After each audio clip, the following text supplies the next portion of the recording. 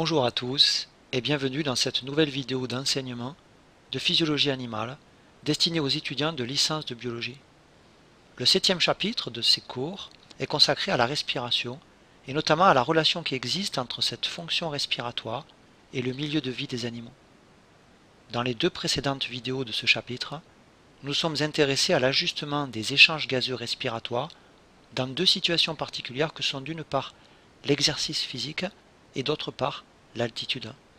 Cette 7e vidéo du chapitre 7 aborde l'ajustement de la fonction respiratoire dans une troisième situation particulière que constitue la plongée. La première partie de cette vidéo est consacrée à la plongée chez l'homme en apnée, mais aussi chez l'homme plongeant avec bouteille. Et dans la seconde partie de cette vidéo, je vous présenterai les adaptations à la plongée chez les animaux, tels que chez ces phoques de Weddell, ici en plongée sous la glace. Dans le plan général du cours, cette 7e vidéo du chapitre 7 correspond au paragraphe 4.3 intitulé « Les adaptations à la plongée ». Lorsque l'organisme plonge au-dessous de la surface de l'eau, il se trouve soumis à une augmentation de pression d'autant plus grande que la profondeur atteinte est importante.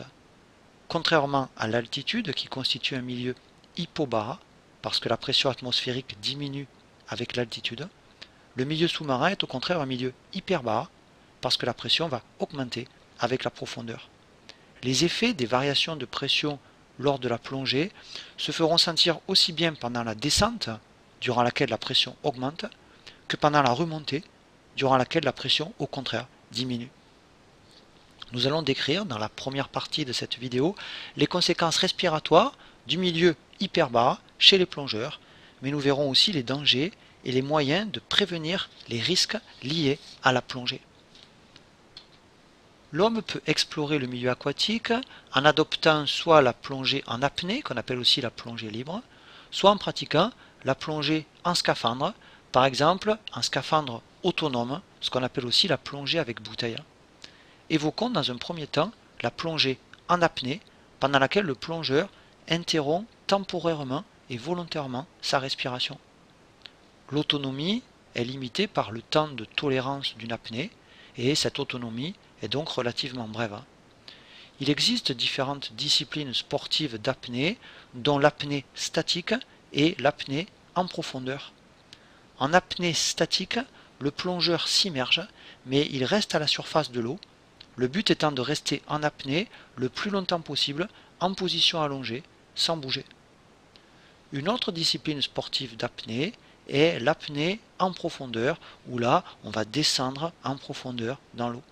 Cette apnée en profondeur peut être réalisée soit en poids constant, soit en poids variable. Dans l'apnée en poids constant, qui est pratiquée avec ou sans palme, l'apnéiste descend le plus profondément possible à la seule force des muscles de ses jambes et de ses bras. L'apnée en profondeur peut être effectuée aussi en poids variable. Il faut alors descendre le plus profondément possible à l'aide d'une gueuse, c'est-à-dire d'une masse qui descend verticalement le long d'un filin et qui aide ainsi l'apnéiste à descendre. La remontée se fait soit à coups de palme, soit en se hissant le long du câble à la force des bras.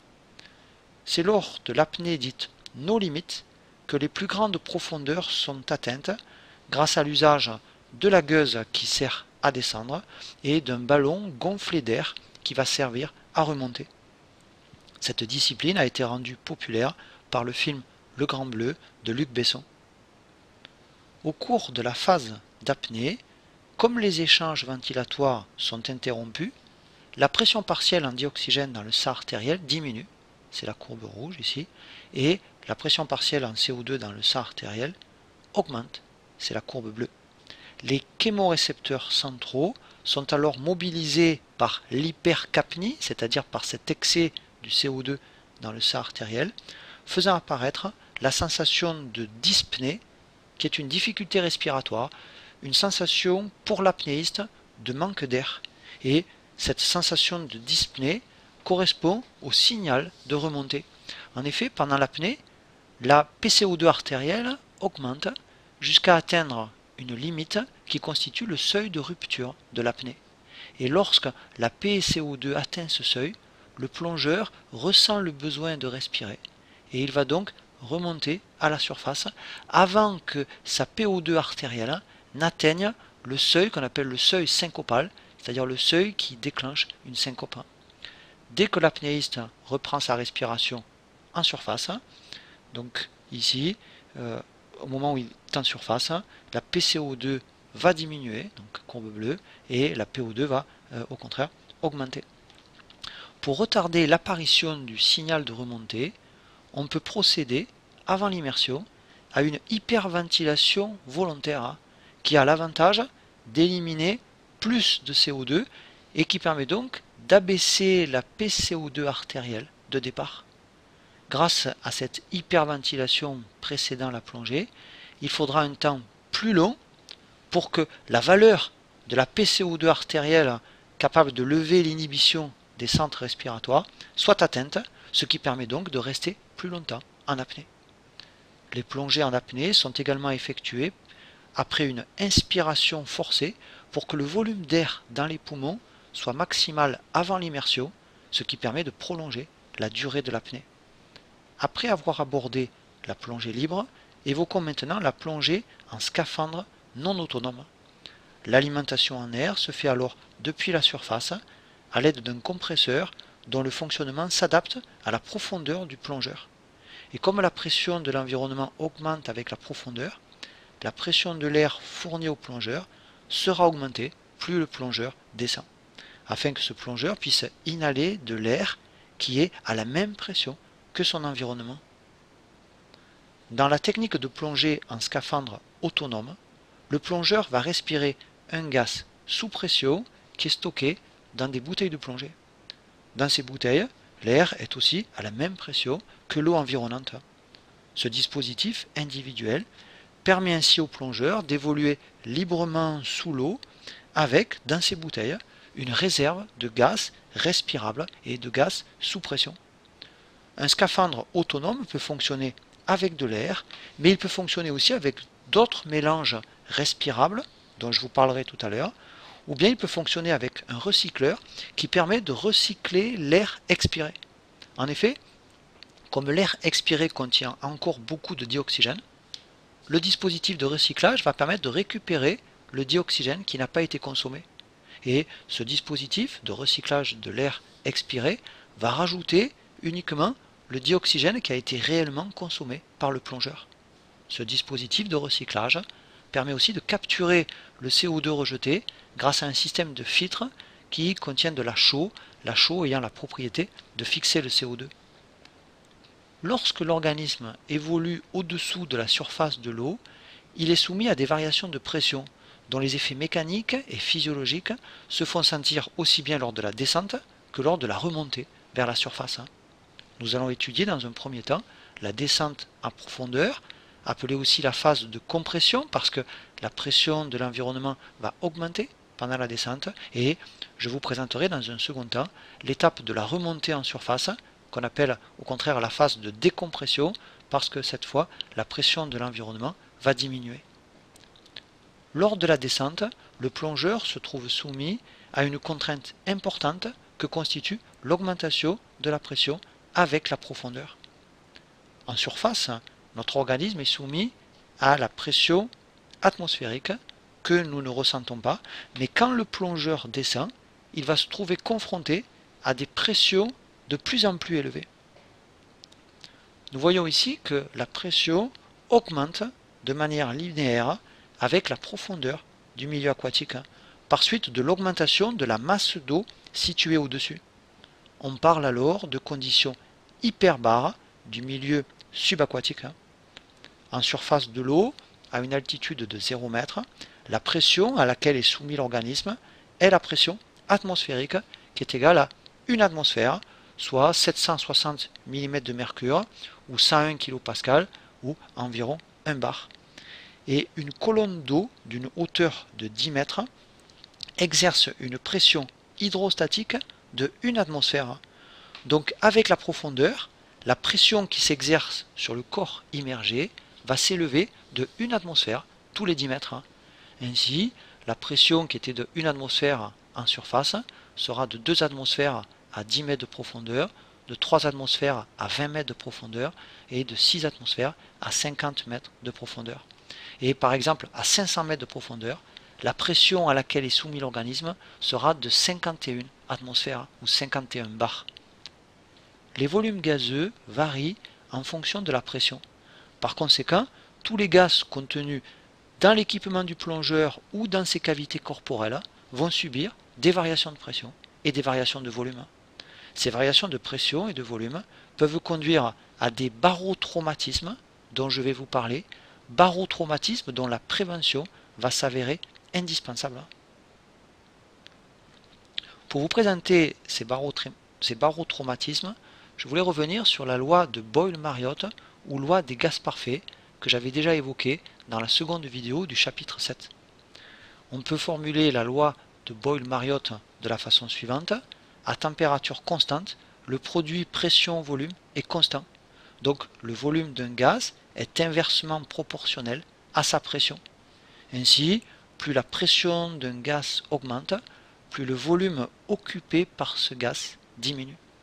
Et donc la température du corps étant supposée constante, les volumes vont varier avec la pression selon cette loi de Boyle-Mariotte. Ainsi, si la pression double, le volume va diminuer de moitié. Ainsi, en surface de l'eau, où la pression atmosphérique est de 1 bar, soit un volume V1 de 2 litres, donc pour cette pression P1 de 1 bar, mais si on descend de 10 mètres, donc si on descend à une profondeur où la pression P2 est de 2 bars, et bien ce même volume V1 sera maintenant un volume V2 de 1 litre. Donc quand on descend de 0 à 10 mètres, la pression double, mais le volume, lui, diminue d'un facteur 2. Et inversement, quand on remonte de 10 mètres à 0 mètre, eh bien la pression va diminuer de moitié alors que le volume va doubler. Notons qu'il faut descendre de 10 à 30 mètres de profondeur pour que la pression double encore. Donc ceci explique que en eau peu profonde, entre 0 et 10 mètres de profondeur, les accidents barotraumatiques sont fréquents. Un accident barotraumatique, c'est un accident qui est provoqué par les variations de pression et de volume des cavités de l'organisme qui contiennent de l'air. Les tissus de notre organisme, assimilés à des liquides, sont incompressibles. Il n'en est pas de même des cavités du corps, telles que les cavités de l'oreille interne, les sinus de la face, les cavités viscérales et pulmonaires, parce que les gaz sont incompressibles. Ainsi, les cavités de l'organisme pouvant contenir des gaz vont réagir aux variations de pression par des variations de volume. En plongée libre, donc en apnée, il existe normalement des possibilités d'équilibration entre la pression ambiante et les pressions qui règnent dans les cavités corporelles. Et c'est ce qui se passe normalement au cours de plongée libre avec descente puis remontée. Mais en cas de variation trop rapide de profondeur, les inégalités de pression peuvent être à l'origine de problèmes chez l'apnéiste, tels que des otites, qui sont des inflammations des muqueuses de l'oreille, ou des sinusites, qui sont des inflammations des muqueuses des sinus, inflammations accompagnées de douleurs violentes, et parfois même, on y reviendra dans un instant, peut entraîner des ruptures du tympan. Le plongeur, avec bouteille, est soumis aussi à ces mêmes risques de barotraumatisme. Les barotraumatismes peuvent affecter l'estomac et les intestins. En effet, la compression des gaz contenus dans les cavités gastriques et intestinales peut entraîner des douleurs violentes. La compression de gaz peut aussi être à l'origine de douleurs dentaires. En effet, une dent cariée ou une dent mal obturée peut comporter un orifice laissant entrer de l'air. Et cet air va donc se trouver comprimé dans la dent lors de la descente, et ensuite au moment de la remontée, l'air présent dans cette petite cavité dentaire va au contraire se dilater. Si l'orifice de sortie est trop petit, l'air dilaté dans cette cavité va provoquer une surpression à l'intérieur de la dent. Une douleur très vive peut alors se manifester, on peut avoir une fissuration de l'émail et un éclatement de la dent peut même se produire. Afin de prévenir les accidents barotraumatiques des dents, il est donc nécessaire de plonger avec des dents saines et il est recommandé aux plongeurs de faire surveiller fréquemment leur santé dentaire.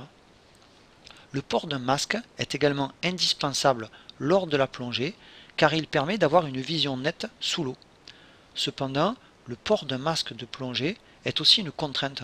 En effet, au cours de la descente, le volume gazeux contenu dans le masque diminue avec l'augmentation de la pression, selon la loi de Boyle-Mariotte.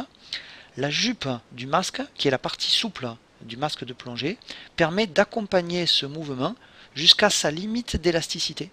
La déformation de la jupe du masque rapproche ainsi du visage la vitre du masque. C'est ce que l'on appelle le plaquage du masque. Et une fois atteinte la limite d'élasticité de la jupe, le volume gazeux contenu dans le masque ne peut plus diminuer et une dépression est générée dans le masque.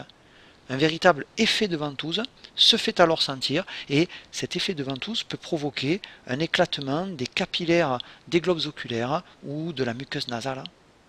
Pour résoudre le problème du plaquage du masque, il suffit régulièrement, au cours de la plongée, d'insuffler par les voies nasales de l'air à pression ambiante dans le masque pour retrouver un équilibre physique, pour retrouver un équilibre entre pression externe et pression interne, donc pour retrouver cet équilibre entre le milieu extérieur et le milieu intérieur. Et à la remontée, il n'y a généralement pas de problème parce que l'air sous pression contenu dans le masque va s'évacuer spontanément entre la jupe et le visage. De même, lors de la descente sans respirer, le volume des poumons va diminuer alors qu'il augmentera au contraire au moment de la remontée. Et je vous parlerai un peu plus tard, dans le paragraphe consacré à la remontée, d'un barotraumatisme pulmonaire grave qu'on appelle la surpression pulmonaire. Je voulais vous montrer comment varie avec la profondeur, chez un apnéiste, deux capacités pulmonaires, la capacité pulmonaire totale et la capacité vitale. La capacité pulmonaire totale est le volume maximal d'air contenu dans les poumons. Cette capacité pulmonaire totale est la somme des 4 volumes respiratoires que sont le volume résiduel, le volume de réserve expiratoire, le volume courant et le volume de réserve inspiratoire. La capacité vitale représente le volume maximal d'air échangeable, c'est-à-dire la somme du volume courant, du volume de réserve expiratoire et du volume de réserve inspiratoire. En plongée, en apnée, on peut voir que la capacité pulmonaire totale ainsi que la capacité vitale diminuent avec la profondeur. Ainsi, un volume total pulmonaire d'environ 7 litres en surface va se trouver réduit à environ 1 litre seulement à 50 mètres de profondeur. Et de même, une capacité vitale d'environ 5 litres en surface va se trouver réduite en dessous de 1 litre à 50 mètres de profondeur. Ces variations de volume permettent d'équilibrer la pression du gaz intrapulmonaire avec la pression ambiante et il faut que le nageur évite de s'opposer à ces variations de volume en évitant la contraction de ses muscles thoraciques. Lors de la plongée avec scaphandre, la pression des gaz dans les poumons est toujours égale à la pression extérieure. Et un plongeur qui a une capacité pulmonaire totale par exemple de 7 litres en surface de l'eau aura la même capacité à 40 mètres de profondeur. Seul est à prendre en considération ici la gêne éventuelle apportée par le dispositif de respiration. En effet, les résistances propres de cet appareillage vont s'ajouter aux résistances naturelles des voies aériennes. En principe, les appareillages actuels entraînent un minimum de travail ventilatoire supplémentaire. En plongée avec scaphandre, une ventilation régulière assure une conservation de l'équilibre entre la pression dans les poumons et la pression externe, dans la mesure où le détenteur fournit de l'air à pression ambiante, c'est-à-dire fournit de l'air sous pression. L'oreille est aussi le siège de douleur que va rencontrer le plongeur lors de la descente et je vais vous parler de ces barotraumatismes de l'oreille interne. L'oreille est constituée de 3 parties distinctes, l'oreille externe, l'oreille moyenne et l'oreille interne et je vais vous dire quelques mots sur chacune de ces 3 parties. L'oreille externe, tout d'abord, constitue l'appareil de réception des sons. Elle comprend le pavillon et le conduit auditif externe qui se termine par la membrane du tympan, cette membrane obstruant hermétiquement le conduit auditif externe. L'oreille moyenne constitue l'appareil de transmission des sons. Elle est séparée de l'oreille externe par le tympan, et cette oreille moyenne se compose principalement d'une cavité aérienne, qu'on appelle la caisse du tympan, contenant 3 osselets, le marteau, l'enclume et l'étrier, ainsi que leurs muscles. L'oreille moyenne est reliée au pharynx par le conduit de la trompe d'Eustache, un canal qui est en temps normal fermé, mais qui peut s'ouvrir par exemple lorsqu'on avale ou lorsqu'on tousse. Les vibrations du tympan dues au son vont mettre en mouvement les 3 osselets de l'oreille moyenne, lesquels vont transmettre l'information à l'oreille interne. L'oreille interne regroupe 2 organes sensoriels distincts. D'une part, le vestibule, qui est l'organe de l'équilibration et qui est formé de 3 canaux semi-circulaires perpendiculaires l'un à l'autre, et d'autre part, la cochlée, qu'on appelle aussi le limaçon, et qui est l'organe de l'audition. En milieu aérien, on va avoir un équilibre des pressions de part et d'autre du tympan. Mais à la descente, au début d'une plongée, avant la phase d'équilibration, suite à l'augmentation de la pression de l'environnement, la membrane du tympan, soumise à une surpression, va progressivement se déformer vers l'intérieur, ce qui provoque très rapidement une gêne, et surtout ce qui va provoquer une douleur importante avec comme risque final la rupture du tympan et l'entrée d'eau dans l'oreille moyenne. L'équilibre des pressions de part et d'autre du tympan peut être obtenu pendant la phase dite d'équilibration par une ouverture forcée de la trompe d'Eustache. Cette ouverture forcée de la trompe d'Eustache met en jeu une manœuvre réalisée par le plongeur. Cette manœuvre est appelée la manœuvre de Valsalva. Le plongeur se bouche alors le nez en le pinçant à travers la partie déformable de son masque, c'est-à-dire à travers la jupe, et il insuffle de l'air pulmonaire sous pression dans l'oreille moyenne. Et on retrouve ainsi, après équilibration, un état physiologique normal et équilibré, mais avec cette fois une plus forte pression, mais identique, de part et d'autre du tympan. Cette manœuvre est à répéter régulièrement au cours de la descente, plus fréquemment à faible profondeur qu'à plus grande profondeur, car rappelons qu'entre 0 et 10 mètres, la pression double, alors qu'il faut descendre de 10 à 30 mètres de profondeur pour que la pression double encore. Lors de la remontée, à la fin de la plongée, l'air sous pression se trouvant dans l'oreille moyenne s'évacue normalement par la trompe d'Eustache vers le pharynx. Les barotraumatismes que nous venons de décrire montrent bien la fragilité de l'homme en milieu subaquatique, et la moindre négligence expose le plongeur à des risques pouvant être graves. Mais nous avons vu que ces risques sont évitables au prix de quelques précautions que le plongeur doit absolument prendre. Les fortes pressions exercées en profondeur vont exercer des effets sur le système nerveux. Des troubles comportementaux peuvent apparaître, le plongeur va se mettre à trembler, il ne contrôle plus ses gestes et il a des contractions involontaires.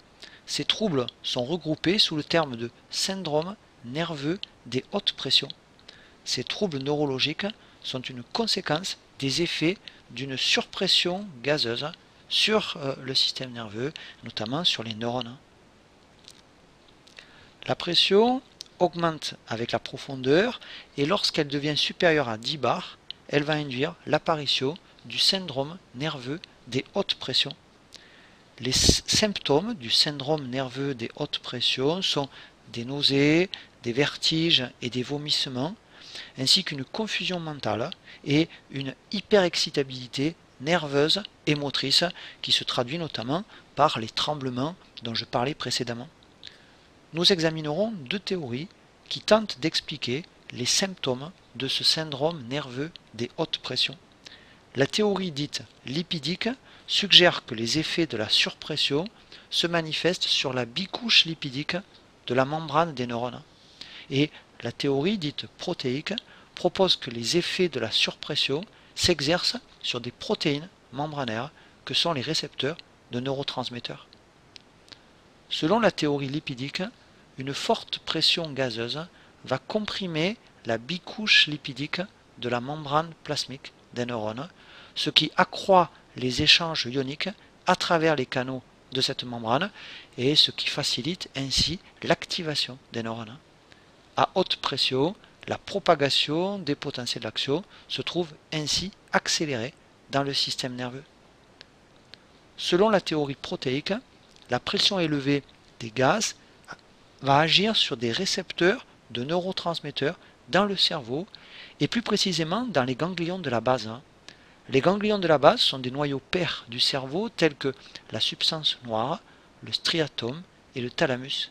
Ces ganglions de la base sont impliqués dans les fonctions cognitives et motrices. Les principaux neurones impliqués dans les connexions entre ces noyaux cérébraux sont des neurones à GABA, représentés ici en vert, des neurones à dopamine, représentés ici en orange, et des neurones à glutamate, représentés ici en jaune. Rappelons que le GABA est un neurotransmetteur inhibiteur et que le glutamate est au contraire un neurotransmetteur excitateur. Par contre, la dopamine exerce des effets excitateurs ou inhibiteurs selon le récepteur sur lequel elle se fixe.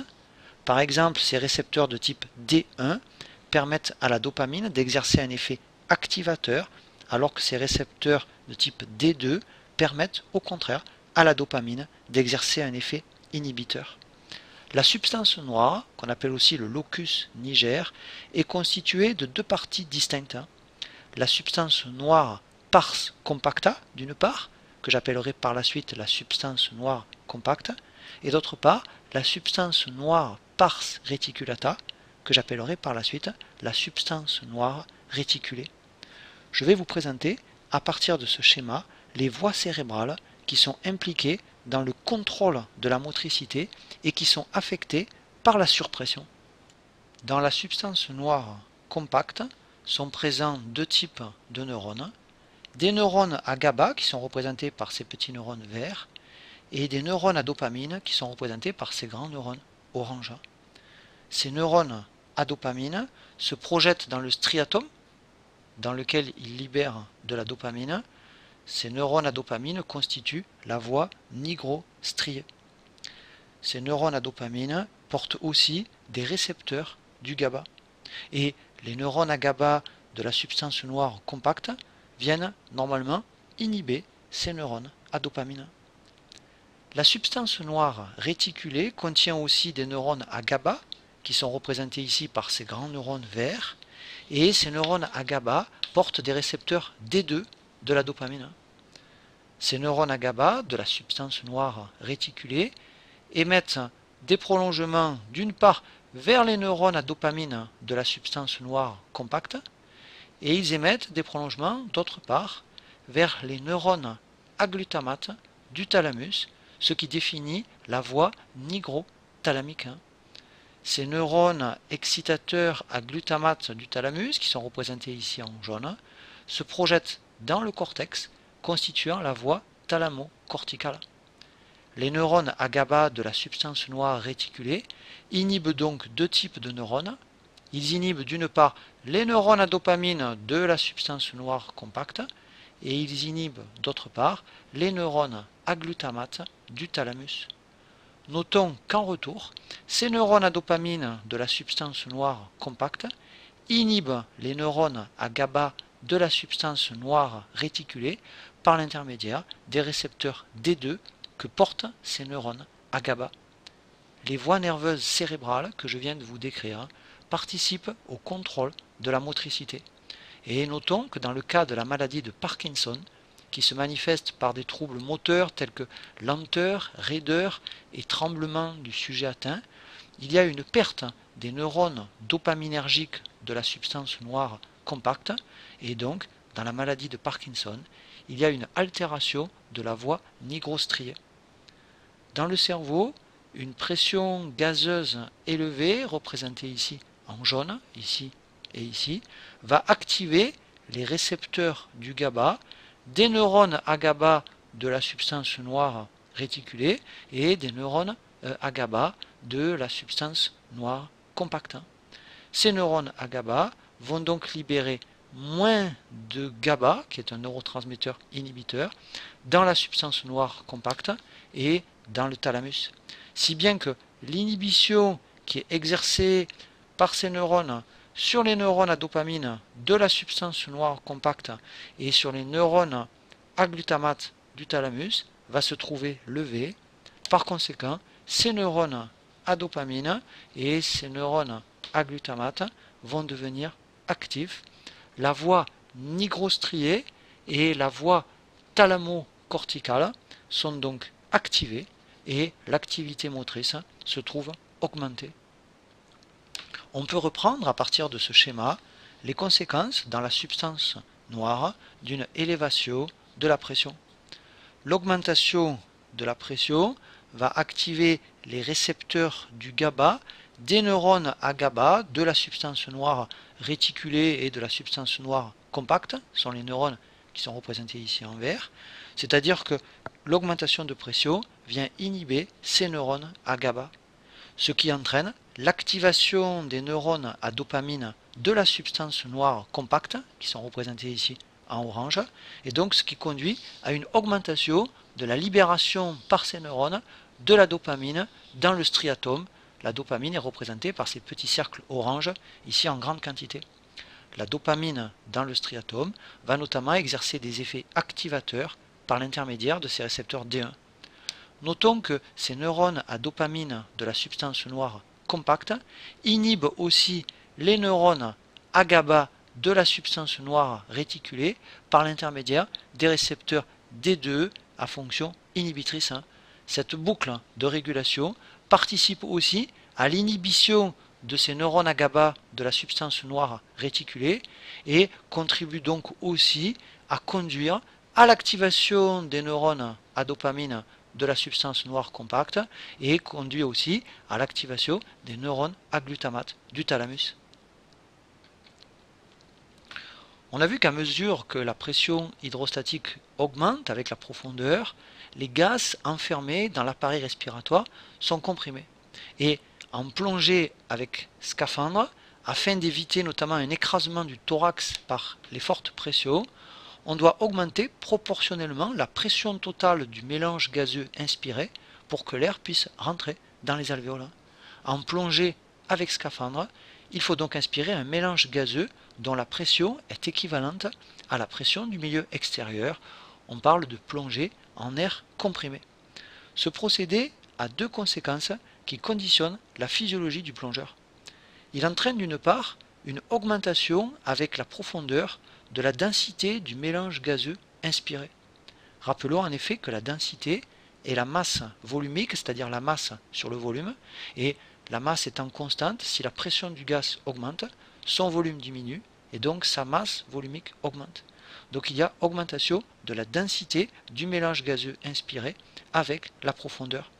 La plongée en air comprimé entraîne une deuxième conséquence, elle entraîne une augmentation des pressions partielles de chacun des gaz contenus dans le mélange gazeux qui est inspiré.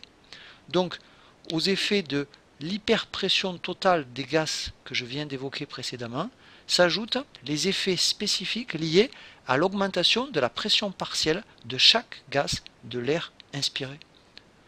Nous allons nous intéresser d'abord aux conséquences de l'augmentation avec la profondeur de la densité du mélange gazeux inspiré et nous traiterons ensuite des conséquences de l'augmentation de la pression partielle des gaz inspirés. Quand la profondeur augmente, la densité du mélange gazeux inspiré augmente, ce qui d'une part induit un accroissement des résistances à l'écoulement gazeux dans les voies aériennes et ce qui induit d'autre part un accroissement du travail des muscles ventilatoires et notamment du diaphragme. Donc l'activité des muscles impliqués dans la ventilation va augmenter avec la profondeur et les efforts ventilatoires seront encore plus intenses lors d'un exercice musculaire réalisé sous l'eau. Le plongeur avec bouteille doit donc fournir un effort inspiratoire permanent, non seulement pour inhaler le mélange gazeux de densité élevée, mais aussi, comme nous l'avons évoqué précédemment, pour vaincre les résistances du circuit de l'appareil de respiration externe et pour ouvrir à chaque inspiration le clapet d'admission du détenteur. On voit apparaître par conséquent l'un des intérêts de l'utilisation de mélanges gazeux à base d'hélium ou d'hydrogène parce que ces deux gaz ont des densités très inférieures à celles de l'azote, l'azote N2 étant, rappelons-le, le principal gaz de l'air atmosphérique. Et par exemple, deux mélanges gazeux peuvent être inspirés par les plongeurs. Le trimix est un mélange de trois gaz, hélium, hydrogène et oxygène. Et l'héliox est un mélange de deux gaz, l'hélium et l'oxygène. Avec la profondeur, la pression partielle de tous les gaz inspirés, tels que le dioxygène, augmente dans les poumons, dans le sang, dans les tissus. Et nous allons aborder ici les effets de cette augmentation de la pression partielle en oxygène avec la profondeur. Rappelons que le dioxygène est un gaz qui représente 21% de l'air atmosphérique. Donc, au niveau de la mer, la PO2 est égale à 21%, c'est-à-dire 0,21, multiplié par 1, qui est la pression égale à 1 atmosphère, à une profondeur égale à 0, soit 0,21 atmosphères. À 10 mètres de profondeur, la PO2 est de 21% multiplié par 2 atmosphères, soit 0,42. À 50 mètres de profondeur, la PO2 est égale à 21% de 6 atmosphères, soit 1,26 atmosphères. Et à 100 mètres de profondeur, la PO2 est égale à 21% de 11 atmosphères, soit 2,31 atmosphères. On voit bien ici l'augmentation de la PO2 avec la profondeur. Lorsque le dioxygène contenu dans le mélange inspiré atteint une pression partielle trop élevée, le plongeur se trouve en hyperoxie et le dioxygène va alors exercer des effets toxiques sur le poumon. Une pneumonie au dioxygène apparaît, caractérisée par une inflammation de la muqueuse trachéobronchique et des cellules alvéolaires. Le sujet respire mal, il s'essouffle, et lorsque cette inflammation se poursuit, elle aboutit à une fibrose pulmonaire non réversible. Une fibrose, c'est la formation d'un tissu cicatriciel par prolifération du tissu conjonctif fibreux dans la zone lésée. Et la fibrose pulmonaire, c'est une altération progressive du parenchyme pulmonaire avec des alvéoles qui se trouvent de plus en plus enserrés par le tissu conjonctif fibreux cicatriciel. De plus, de fortes PO2 sont responsables d'une hyperexcitabilité neuronale qui peut entraîner tremblements, convulsions, tachycardie, c'est-à-dire accélération cardiaque, angoisse, vertige, troubles visuels. La PO2 supportable par un organisme ne doit pas dépasser 1,7 atmosphère, qui est le seuil de toxicité de l'oxygène. En raison de la toxicité du dioxygène à ces pressions, on va adapter le mélange gazeux inspiré. Il y aura alors d'autant moins de dioxygène dans le mélange inspiré que la profondeur sera importante, mais toujours avec une pression partielle de dioxygène satisfaisante et supérieure à celle au niveau de la mer. Avec la profondeur, c'est la pression partielle de tous les gaz de l'air inhalé qui va augmenter. Ainsi, comme nous l'avons vu pour le dioxygène, la pression partielle en diazote, la PN2, ou plus simplement la pression d'azote, va augmenter avec la profondeur. Et nous allons décrire maintenant les effets de l'augmentation de la PN2.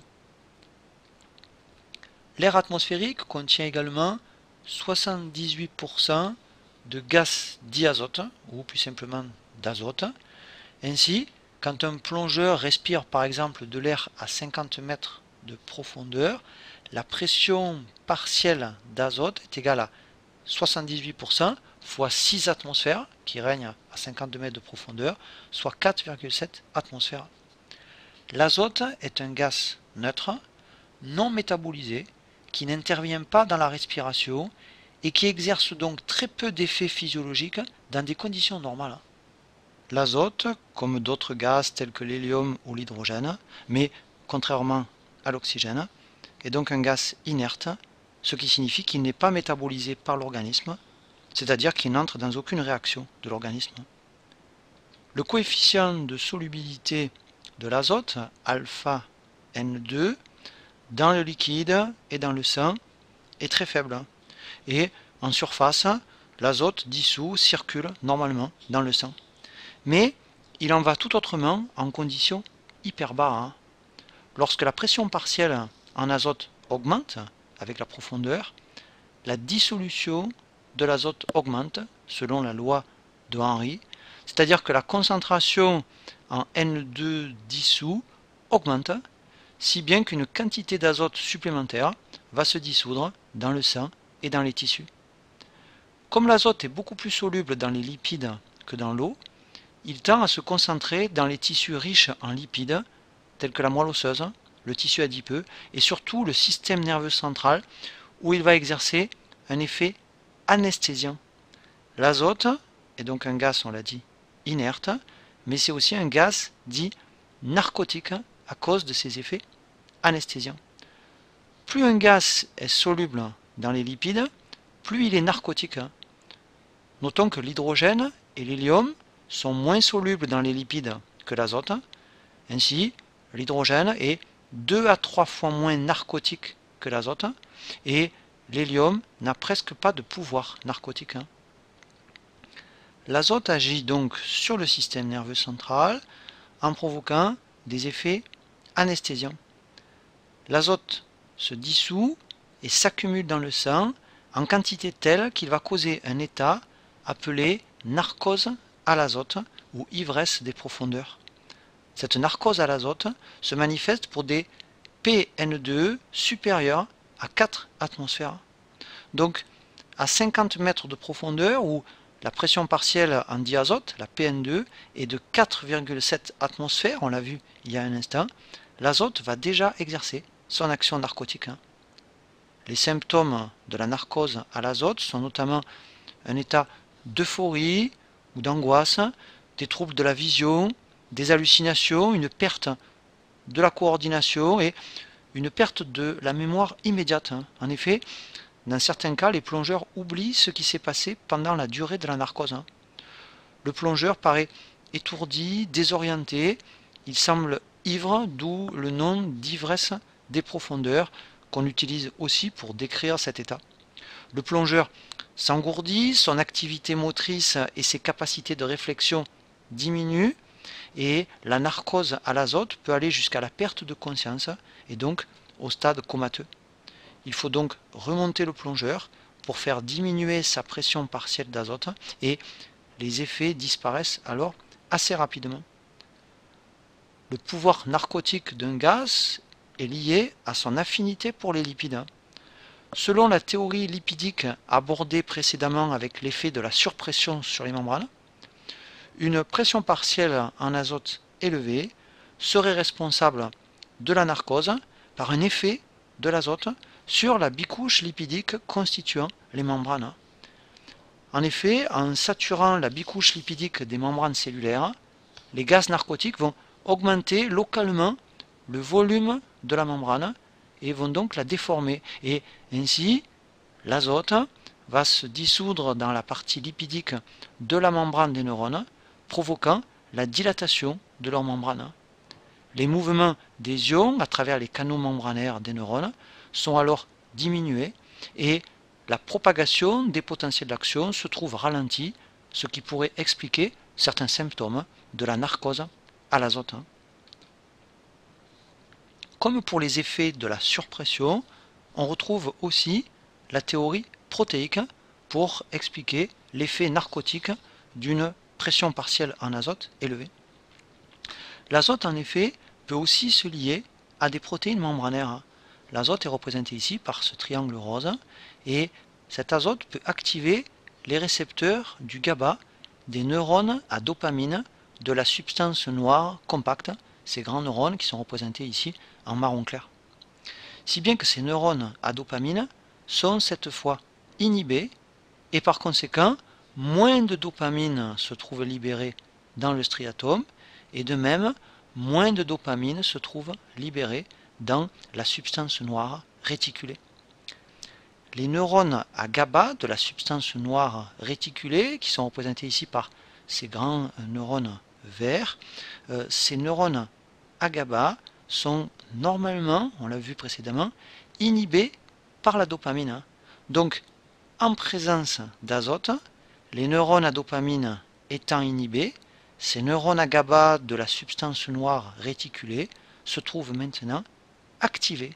Et ils vont bloquer maintenant à la fois les neurones à dopamine de la substance noire compacte et les neurones à glutamate du thalamus.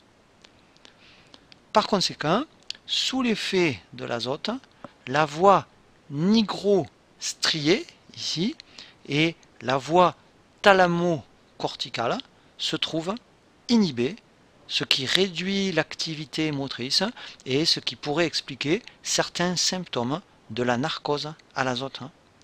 Ces troubles de la motricité dus à l'azote s'apparentent dans une certaine mesure aux troubles de la maladie de Parkinson où, on l'a évoqué tout à l'heure, la voie nigrostriée dégénère. On retrouve sur ce schéma l'effet de l'azote, ici représenté par ce triangle rose, qui active les récepteurs du GABA des neurones à dopamine de la substance noire compacte. Ces neurones à dopamine de la substance noire compacte, qui sont représentés ici en orangé, vont se trouver inhibés. Il y a par conséquent une diminution de la libération de dopamine dans le striatum et aussi une diminution de la libération de dopamine dans la substance noire réticulée. L'inhibition des neurones à GABA de la substance noire réticulée, qui sont les neurones verts ici, se trouve donc levée. Ces neurones à GABA sont donc activés. Ils vont donc freiner d'une part les neurones à dopamine, ce qui diminue encore la libération de dopamine dans le striatum, et d'autre part, ils vont freiner aussi les neurones à glutamate du thalamus. L'activité motrice est donc ralentie, comme on l'observe lors de la narcose à l'azote. Avant d'aborder les problèmes spécifiques liés à la remontée du plongeur, on peut tirer un bilan de cette partie du cours consacrée à la descente du plongeur. En comparant les effets des hautes pressions et de l'azote, il apparaît que deux effets opposés se manifestent. Selon la théorie protéique, nous avons vu que les hautes pressions, en agissant dans le cerveau, augmentent l'activité motrice, ce qui expliquerait le syndrome nerveux des hautes pressions. En agissant aussi sur le cerveau, l'azote induirait au contraire une diminution de l'activité motrice et par conséquent la narcose à l'azote ou ivresse des profondeurs. De même, selon la théorie lipidique, le volume membranaire augmente à cause de la dissolution de l'azote, mais il diminue au contraire sous l'influence des hautes pressions. Et selon la résultante de ces deux influences opposées, l'effet excitateur ou l'effet narcotique va l'emporter. Pour les plongeurs amateurs qui ne dépassent guère 60 mètres de profondeur, on peut remplacer l'azote par un gaz moins narcotique, supprimant ainsi le syndrome de narcose des profondeurs. En revanche, pour les plongeurs professionnels qui descendent à 100 ou 200 mètres de profondeur, on cherche à éviter l'effet excitateur des hautes pressions et pour ce faire, on ajoute un peu d'azote dans le mélange hélium-oxygène du plongeur, c'est le gaz trimix que j'évoquais tout à l'heure, parce que l'azote se dissout dans les membranes et maintient ainsi le volume membranaire normal, ce qui réduit les symptômes du syndrome nerveux des hautes pressions. Ainsi, les deux principaux gaz que nous inspirons à la pression normale, que sont l'azote et le dioxygène, ces deux principaux gaz vont s'avérer toxiques sous une pression élevée. Ils peuvent alors conduire à une intoxication à l'azote dans le cas de l'ivresse des profondeurs ou à une intoxication à l'oxygène dans le cas de la pneumonie à l'oxygène ou, on l'a vu, de l'hyperexcitabilité neuronale due à l'hyperoxie. L'utilisation d'hélium comme gaz inerte, comme gaz neutre, à la place de l'azote, va réduire les conséquences mécaniques, parce que l'hélium est un gaz léger, et l'utilisation d'hélium va aussi réduire les conséquences narcotiques de l'augmentation de pression, parce que l'hélium est beaucoup moins soluble que l'azote dans les lipides et n'a donc presque pas de pouvoir narcotique. Mais l'utilisation d'hélium ne change en rien les conséquences liées à la dissolution tissulaire des gaz neutres, car l'augmentation de la pression partielle en azote, en hélium ou en hydrogène tend toujours vers une saturation des tissus biologiques lors de la compression et lors du séjour en profondeur. On y reviendra dans un instant. Après avoir traité des problèmes liés à la descente lors de la phase dite de compression, je voudrais évoquer maintenant deux problèmes majeurs liés à la remontée du plongeur en surface lors de la phase dite de décompression, puisque cette fois, la pression environnante diminue lors de la remontée. Le premier de ces deux problèmes pour le plongeur est le risque d'un accident barotraumatique grave appelé la surpression pulmonaire. En plongée avec scaphandre, le plongeur respire un air qui est à la même pression que le milieu ambiant. À la remontée, la pression diminue et l'air contenu dans les poumons se dilate selon la loi de Boyle-Mariotte. Pour rétablir l'équilibre de pression, l'air qui se trouve dans les poumons doit donc pouvoir s'échapper. Normalement, l'excès d'air s'évacue naturellement par expiration. Ceci correspond, heureusement, au cas le plus courant. Ainsi, chez un plongeur respirant librement dans son appareil de plongée, l'ajustement du volume pulmonaire lors de la remontée en surface s'effectue automatiquement. Si ce n'est pas le cas, l'air se dilatera dans les poumons jusqu'à ce que les alvéoles atteignent leur limite d'élasticité. Au-delà de cette limite, les alvéoles se déchireront. Imaginons un plongeur à 10 mètres de profondeur qui remplit ses poumons d'air comprimé. Supposons un volume V1 de 4 litres d'air qui remplit ses poumons. Ces 4 litres d'air à 10 mètres de profondeur tendent à devenir un volume V2 égal à 8 litres à la surface, puisque la pression est alors 2 fois plus faible qu'à 10 mètres de profondeur. Donc si le plongeur remonte sans expirer son air, en bloquant par exemple sa respiration, le volume des poumons étant inférieur à 8 litres, l'air y sera alors en surpression. La paroi pulmonaire étant très fragile, elle risque alors d'être lésée et, à la limite, de se déchirer. Ainsi, dans le cas d'une remontée trop rapide ou d'une peur entraînant un blocage ventilatoire, l'expiration normale est retardée. Ceci entraîne, avec la baisse de la pression externe liée à la remontée, une augmentation du volume pulmonaire dont l'élasticité est limitée par la cage thoracique, ce qui peut conduire à une surpression pulmonaire. Lors de la surpression pulmonaire, les alvéoles sont distendues, leurs parois deviennent encore plus fines et l'air alvéolaire passe dans les capillaires sanguins.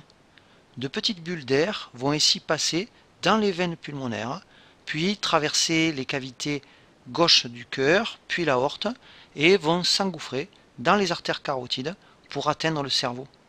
Il s'ensuit alors une obstruction des vaisseaux irriguant le cerveau. On parle d'embolie gazeuse cérébrale ou d'aéroembolie cérébrale, laquelle va provoquer des troubles neurologiques gravissimes et immédiats.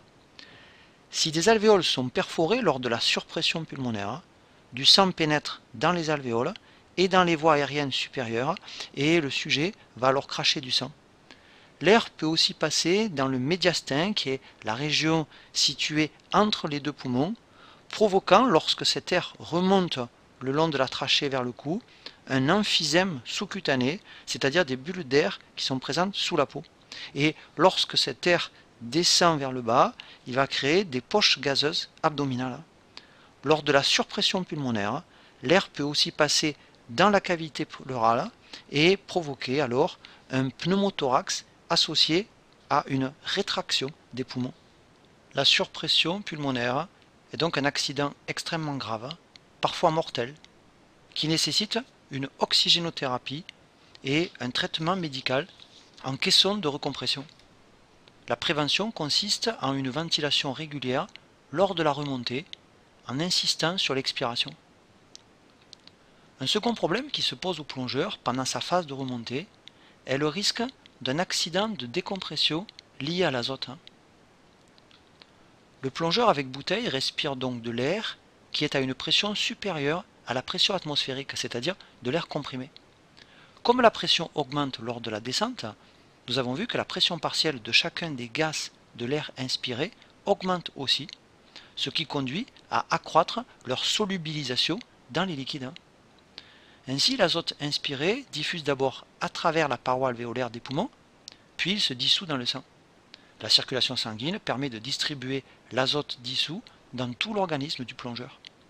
Les tissus vont ainsi se charger en azote dissous pendant la durée de la plongée. Il en est de même pour l'oxygène, mais contrairement à l'azote, qui est un gaz inerte, l'oxygène est utilisé par les tissus. La quantité d'azote dissous dans les tissus du plongeur sera d'autant plus importante que la profondeur atteinte sera grande et que la durée d'immersion sera longue. Il en résulte que pendant son immersion, le plongeur emmagasine de l'azote. Lors de la descente, la saturation du sang et des tissus en azote n'est pas atteinte, si bien qu'il n'y a aucune bulle d'azote dans le sang ou dans les tissus. Le problème des bulles d'azote va apparaître lors de la remontée, au moment où la pression baisse, car le gaz solubilisé va retrouver peu à peu son aspect gazeux. En effet, au cours de la remontée, la pression totale diminue. Donc la pression partielle des gaz contenus dans les poumons diminue aussi.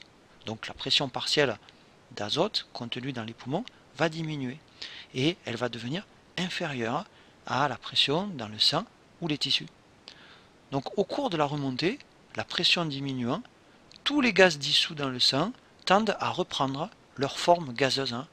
La baisse de pression de l'environnement lors de la remontée va par conséquent se traduire par un dégazage du système. C'est en fait exactement le même phénomène qu'on observe lorsqu'on débouche une bouteille de boisson gazeuse, par exemple une bouteille de champagne. Au moment où on fait sauter le bouchon de la bouteille, la remise à la pression ambiante du champagne conduit à la formation de bulles dans le breuvage. À la phase de saturation progressive des tissus lors de la descente, fait donc suite une phase de désaturation tissulaire lors de la remontée, avec formation de microbules d'azote dans le sang et dans les tissus. La désaturation tissulaire peut être lente et progressive. Les microbules de gaz transportés par le sang sont alors envoyés vers les poumons qui les éliminent à chaque expiration. C'est le processus idéal de désaturation, mais ce processus nécessite du temps pour se réaliser parfaitement. Il faut donc remonter suffisamment lentement pour éliminer par les poumons les gaz inertes préalablement dissous. Mais si la remontée est trop rapide, les bulles de gaz vont grossir et elles ne pourront plus être éliminées par les poumons. Ainsi, des bulles d'azote vont se former dans le sang et dans les tissus. Ce problème de la formation de bulles de gaz se rencontre aussi avec les autres gaz inertes utilisés dans certains mélanges respiratoires tels que l'hélium et l'hydrogène. À l'endroit où la bulle de gaz se forme, elle peut obstruer des conduits sanguins et donc entraver la circulation du sang jusqu'à bloquer définitivement la circulation sanguine dans certaines parties du corps. Les bulles de gaz provoquent ainsi une aéroembolie. Les tissus placés en aval de cet obstacle dans le flux sanguin ne sont donc plus alimentés en oxygène. Cette situation correspond à l'accident de décompression du plongeur. L'organisme va réagir contre la présence du corps étranger dans le circuit sanguin par différents mécanismes de protection, comme par exemple une agrégation plaquettaire à l'interface gaz-sang. Les bulles d'azote peuvent aussi conduire à une embolie graisseuse par destruction partielle des tissus adipeux intra-artériels. Les bulles d'azote peuvent conduire aussi à une thrombose par apparition de caillots sanguins. Et les tissus en aval de l'obstacle que constitue cette bulle risquent de se nécroser avec des conséquences plus ou moins graves. Selon la position de ces bulles de gaz dans le corps, les troubles observés vont être très différents. Ceci explique la diversité de formes que peuvent prendre les accidents de décompression. Ces accidents peuvent être cutanés, ostéo-articulaires, pulmonaires, vestibulaires, neurologiques ou cardiaques. Les conséquences d'un accident de décompression et les réactions de défense de l'organisme sont telles que l'on parle de maladie de décompression ou de mal des caissons ou de maladie des caissons. Les accidents cutanés sont une atteinte bénigne mais qui peut être annonciatrice de troubles plus graves. Il s'agit alors d'un dégazage qui a lieu sous la peau et qui se manifeste par des démangeaisons, des rougeurs, des éruptions et un gonflement cutané. Dans les accidents ostéo-articulaires, les bulles sont localisées dans les articulations ou dans les tendons, ce qui provoque des douleurs violentes de plus en plus aiguës, localisées en général près des articulations. Le blocage d'une bulle dans un vaisseau pulmonaire peut conduire aux accidents pulmonaires caractérisés par des troubles respiratoires. Lors des accidents vestibulaires, les bulles peuvent se former dans l'oreille interne et provoquer par exemple des vertiges, des nausées et des problèmes auditifs. Les bulles de gaz dans le sang peuvent aussi rester bloquées dans des vaisseaux du cerveau ou de la moelle épinière, provoquant des accidents neurologiques qui peuvent se manifester par des pertes de sensibilité et diverses paralysies. Ces accidents neurologiques peuvent conduire à une syncope et à la mort.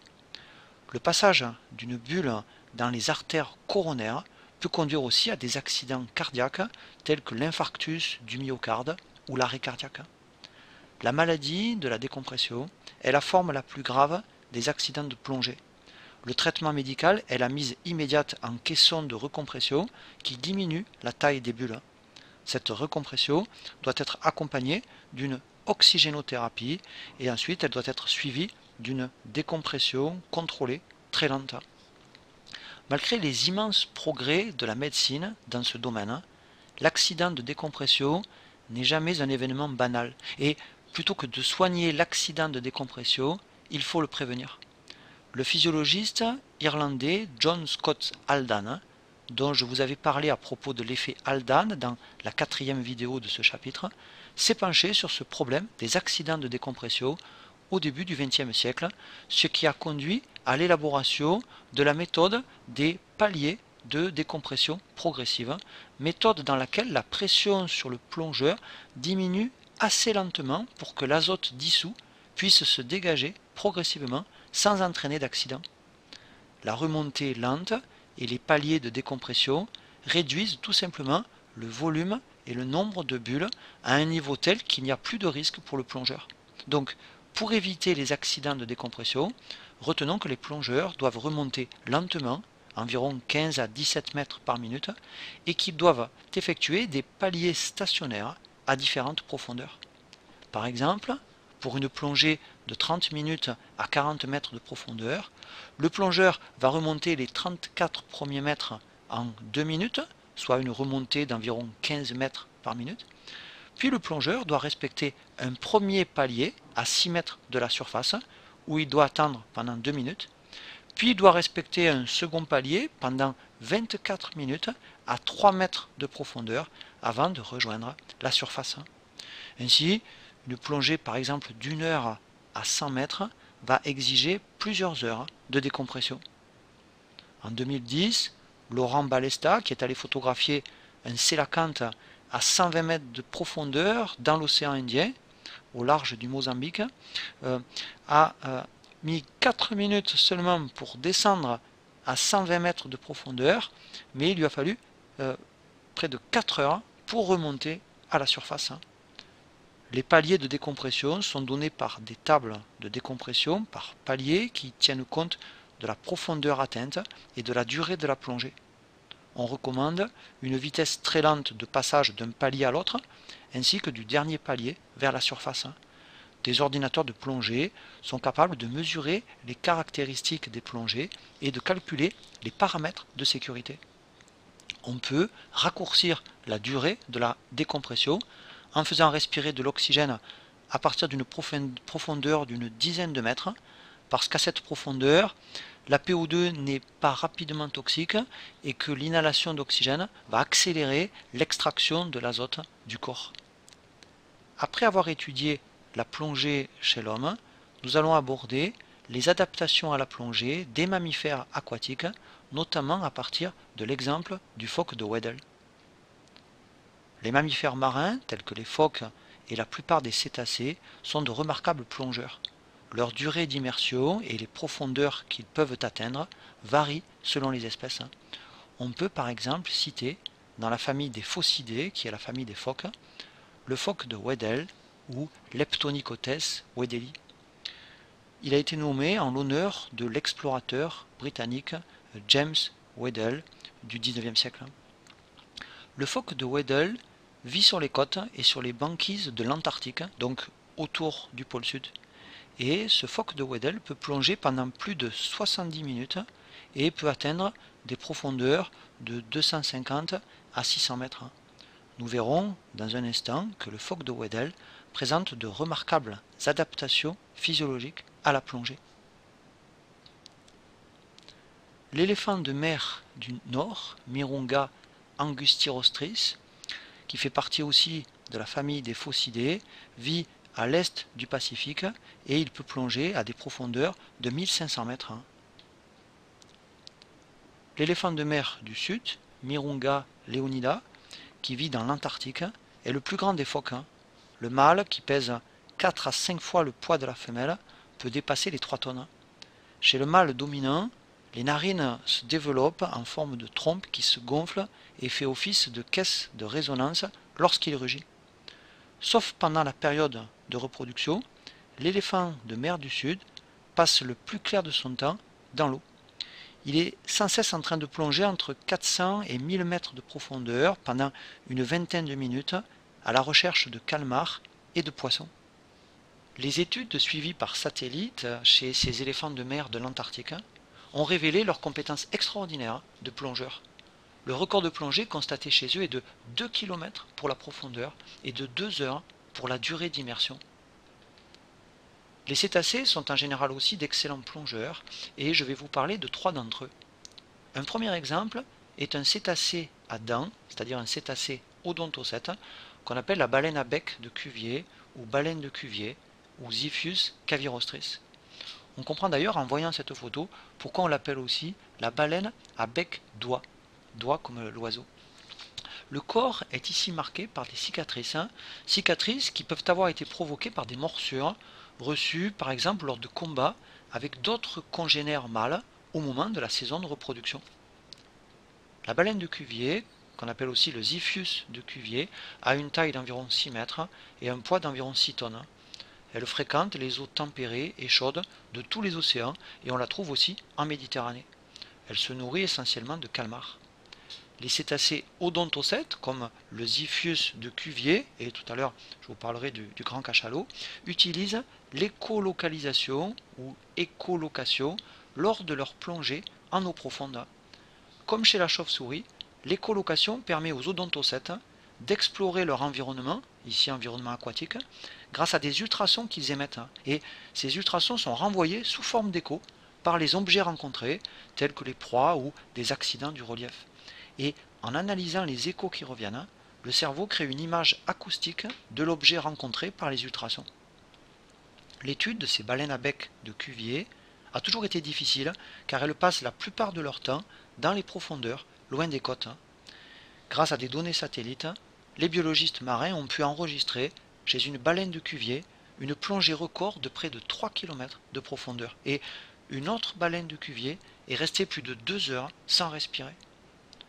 Un second exemple de cétacé odontocète est le grand cachalot ou Physeter catadon ou le cachalot macrocéphale en raison de son énorme tête. En effet, à elle seule, la tête peut représenter le tiers de la longueur de l'animal. Cette énorme tête contient une grosse masse d'huile cireuse appelée le spermacétie ou le blanc de baleine. Et le spermacétie pourrait jouer un rôle dans l'ajustement de la flottabilité de l'animal ou encore dans l'écolocation. Le grand cachalot fréquente tous les océans du monde. Sur cette photo, on peut voir une femelle accompagnée de son petit. Le mâle peut atteindre plus de 20 mètres de long. Le grand cachalot se nourrit de calmars et de poissons et il peut plonger pendant 2 heures à des profondeurs de plus de 1000 mètres et il semble même pouvoir plonger à des profondeurs beaucoup plus grandes. Un troisième exemple de cétacé est la baleine à bosse ou mégaptère, qui est un cétacé mysticète, c'est-à-dire un cétacé à fanons. Les fanons sont des lames cornées qui remplacent les dents et qui servent à filtrer l'eau tout en retenant la nourriture.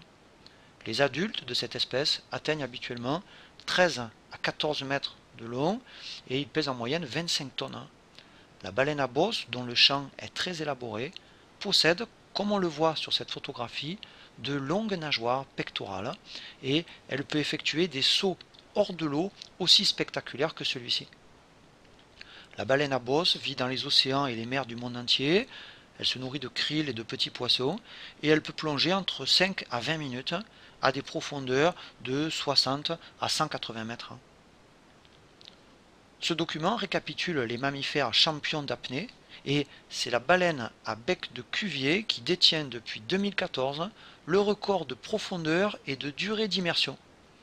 On est loin des records de l'homme en apnée qui se situe à 11 minutes 35 d'immersion sans respirer contre 137 minutes chez la baleine de Cuvier et 281 mètres de profondeur atteint en apnée chez l'homme contre près de 3000 mètres pour la baleine de Cuvier. Les problèmes physiologiques liés à la plongée sont multiples et importants, dont deux problèmes liés à l'arrêt ventilatoire. En effet, en raison de l'arrêt ventilatoire, l'animal n'a plus d'oxygène qui entre dans l'organisme, mais il doit maintenir l'approvisionnement en oxygène de ses tissus, au moins des tissus que l'on considère comme vitaux, comme le cerveau et le cœur. Et puisqu'il a arrêté sa ventilation, bien le CO2 ne peut plus être rejeté. Il doit donc limiter l'accumulation de CO2 dans le sang.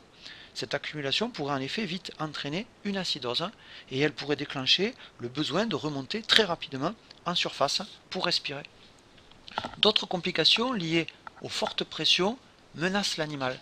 Nous avons vu en effet que la surpression augmente l'excitabilité des cellules nerveuses. Et de plus, en profondeur, se pose le problème de la compression des cavités remplies d'air, comme les sinus du crâne chez l'homme.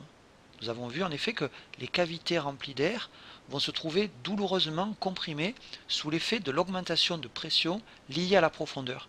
Et si l'organisme ne parvient pas à dégager dans ses poches suffisamment d'air pour contrebalancer la pression extérieure, leurs vaisseaux sanguins vont se dilater et risquent d'éclater. Et nous avons également évoqué le problème de la décompression des gaz dissous comme l'azote. Les mammifères marins présentent des caractères communs à tous les mammifères.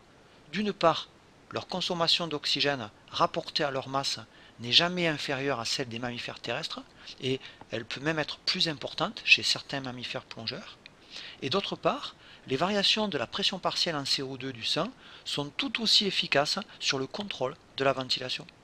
Donc, le CO2 libéré par le métabolisme ne doit pas s'accumuler chez le mammifère aquatique pour éviter de déclencher une hyperventilation.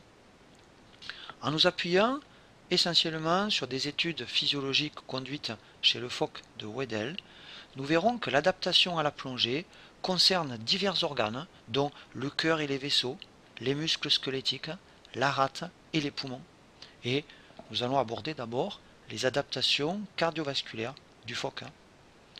Je vais vous montrer dans un premier temps que le phoque stocke une quantité considérable d'oxygène essentiellement dans le sang. Voici quelques éléments de comparaison entre le phoque de Weddell et l'homme concernant l'oxygène. Un phoque de Weddell qui a une masse de 450 kg stocke 25,9 litres d'oxygène. Donc on peut calculer le rapport oxygène stocké sur poids de l'animal. Ça donne 25 900 ml divisé par 450 kg, soit 57,5 ml d'oxygène par kilo chez le phoque. Par comparaison, un homme de 70 kg stocke 1,95 litres d'oxygène. Donc le rapport stockage de l'oxygène sur poids donne 1950 ml d'oxygène divisé par 70 kg, soit 27,8 ml d'oxygène stocké par kilo. Et si on fait le rapport entre 57,5 et 27,8, on a un rapport qui est d'environ 2, ce qui signifie que le phoque de Weddell emmagasine environ 2 fois plus d'oxygène que l'homme par unité de masse. Donc le phoque de Weddell emmagasine une très grande quantité d'oxygène. On voit également sur le diagramme circulaire central présentant la répartition de l'oxygène dans le corps du phoque et dans le corps de l'homme que 70% de l'oxygène est stocké dans le sang du phoque contre 51% seulement chez l'homme. Donc chez le phoque, l'oxygène est stocké essentiellement là où il est indispensable en cours de plongée, c'est-à-dire dans le sang lié à l'hémoglobine. Et le sang du phoque contient en effet beaucoup plus d'hémoglobine que celui de l'homme. Chez le phoque, l'oxygène stocké dans les muscles représente 25% contre 13% chez l'homme. Donc chez le phoque, l'oxygène est non seulement stocké dans le sang, mais aussi, bien qu'en quantité moindre, à l'intérieur des muscles, où il est alors lié à la myoglobine. Et je vous ai parlé de la myoglobine dans la 4e vidéo de ce chapitre. La myoglobine, c'est un pigment intramusculaire qui fixe le dioxygène, et ce pigment est aussi en beaucoup plus grande quantité dans les muscles du phoque que dans ceux des mammifères à vie aérienne. L'homme possède par contre un volume pulmonaire largement supérieur au phoque. Dans les poumons de l'homme, on trouve 36% de l'oxygène total stocké, alors que les poumons du phoque, qui sont plus petits que ceux de l'homme, ne contiennent guère que 5% de l'oxygène total.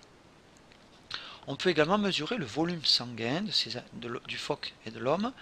On a chez le phoque un volume sanguin de 63 litres, donc un volume sanguin particulièrement considérable. Et si on fait le rapport de ces 63 litres de sang sur les 450 kg du phoque, on a un pourcentage de 14%, ce qui signifie que le volume sanguin du phoque représente 14% de sa masse corporelle. Par comparaison, le volume sanguin chez l'homme est de 5 litres. 5 litres de sang rapporté à 70 kg, ça nous donne un pourcentage de 7%. Le volume sanguin de l'homme est égal à 7% de sa masse corporelle. Et donc on voit ici que le rapport chez le phoque est 2 fois plus important ici que chez l'homme. L'hématocrite est le rapport du volume des globules rouges sur le volume sanguin. Et on peut mesurer l'hématocrite par exemple du phoque en plongée. Cet hématocrite est de 60%, ce qui signifie que lors de la plongée, les globules rouges du phoque représentent 60% du volume sanguin. Et par comparaison, chez l'homme, l'hématocrite est de 35 à 45% au niveau de la mer. Nous avons d'ailleurs vu dans la précédente vidéo que l'hématocrite de l'homme peut atteindre 50% lors d'une longue période d'acclimatation à l'altitude, ou chez les autochtones des Andes, ou encore chez les alpinistes, ou chez les sportifs dopés à l'EPO. Cette valeur de 60% chez le phoque est une valeur maximale pour l'hématocrite, afin d'éviter une trop grande viscosité sanguine, laquelle augmenterait de façon excessive l'activité cardiaque. Bien qu'impressionnante, la quantité d'oxygène que peut stocker le phoque n'est pas illimitée. Comme les autres mammifères qui plongent, le phoque possède d'autres adaptations, notamment pour économiser son énergie et son oxygène pendant la phase de plongée. Et nous verrons que cette économie met en jeu une redistribution des débits sanguins locaux et d'autre part une bradycardie. Quand un mammifère plongeur, tel que cette baleine à bosse, enfonce sa tête sous l'eau, un réflexe de plongée est déclenché. Ce réflexe de plongée est observé chez de nombreux mammifères aquatiques, tels que les baleines et les phoques. Selon les espèces, les récepteurs sont situés à différents endroits. Ils peuvent être situés au niveau de la bouche, du nez ou de la glotte. Et ces récepteurs vont détecter la présence de l'eau et induire alors une inhibition de l'inspiration. L'animal va alors cesser de respirer. Mais ce réflexe de plongée va également entraîner des réponses cardiovasculaires. Ainsi, ce réflexe va déclencher une bradycardie, c'est-à-dire un ralentissement du rythme cardiaque, et certaines artérioles vont se contracter afin de limiter le passage du sang vers les organes qu'elles irriguent. La redistribution des débits sanguins locaux pendant la plongée sera décrite ici chez le phoque de Weddell, et puis je vous dirai quelques mots ensuite sur la bradycardie. le phoque de Weddell en plongée modifie considérablement l'irrigation de ses masses tissulaires, ce qui va lui permettre une économie d'énergie. Cet histogramme présente l'irrigation des différents organes d'un phoque de Weddell pendant la plongée, ce qui figure ici en bleu, ou entre deux plongées, ce qui figure ici en rouge. Les nombres entre parenthèses expriment le débit sanguin pendant la plongée en pourcentage du débit sanguin hors plongée. Nous pouvons voir sur cet histogramme que seule l'irrigation du système cérébral, cortex, cervelet n'est pas modifiée par la plongée. Tous les autres tissus subissent au contraire une diminution d'irrigation, celle-ci étant particulièrement importante au niveau des viscères abdominaux, exemple pancréas, foie, ainsi qu'au niveau des muscles, même au niveau des muscles qui sont actifs pendant la plongée. La circulation dans les muscles et dans les viscères abdominaux est en fait pratiquement arrêtée. Ceci présente un double intérêt. Elle permet d'une part de laisser l'oxygène disponible pour le tissu nerveux, qui est un tissu qui supporte très mal l'hypoxie, et elle permet d'autre part d'empêcher le CO2 qui s'accumule au niveau des masses musculaires d'augmenter trop rapidement dans le sang, ce qui permet d'éviter l'acidose. Et ceci permet aussi de retarder le réflexe de remontée et de retarder le réflexe d'hyperventilation qu'induit normalement l'augmentation de la pression partielle en CO2 dans le sang par l'intermédiaire des chémorécepteurs. Sur ce schéma, illustrant l'anatomie du phoque de Weddell, est aussi représentée la redistribution des débits sanguins au cours de la plongée.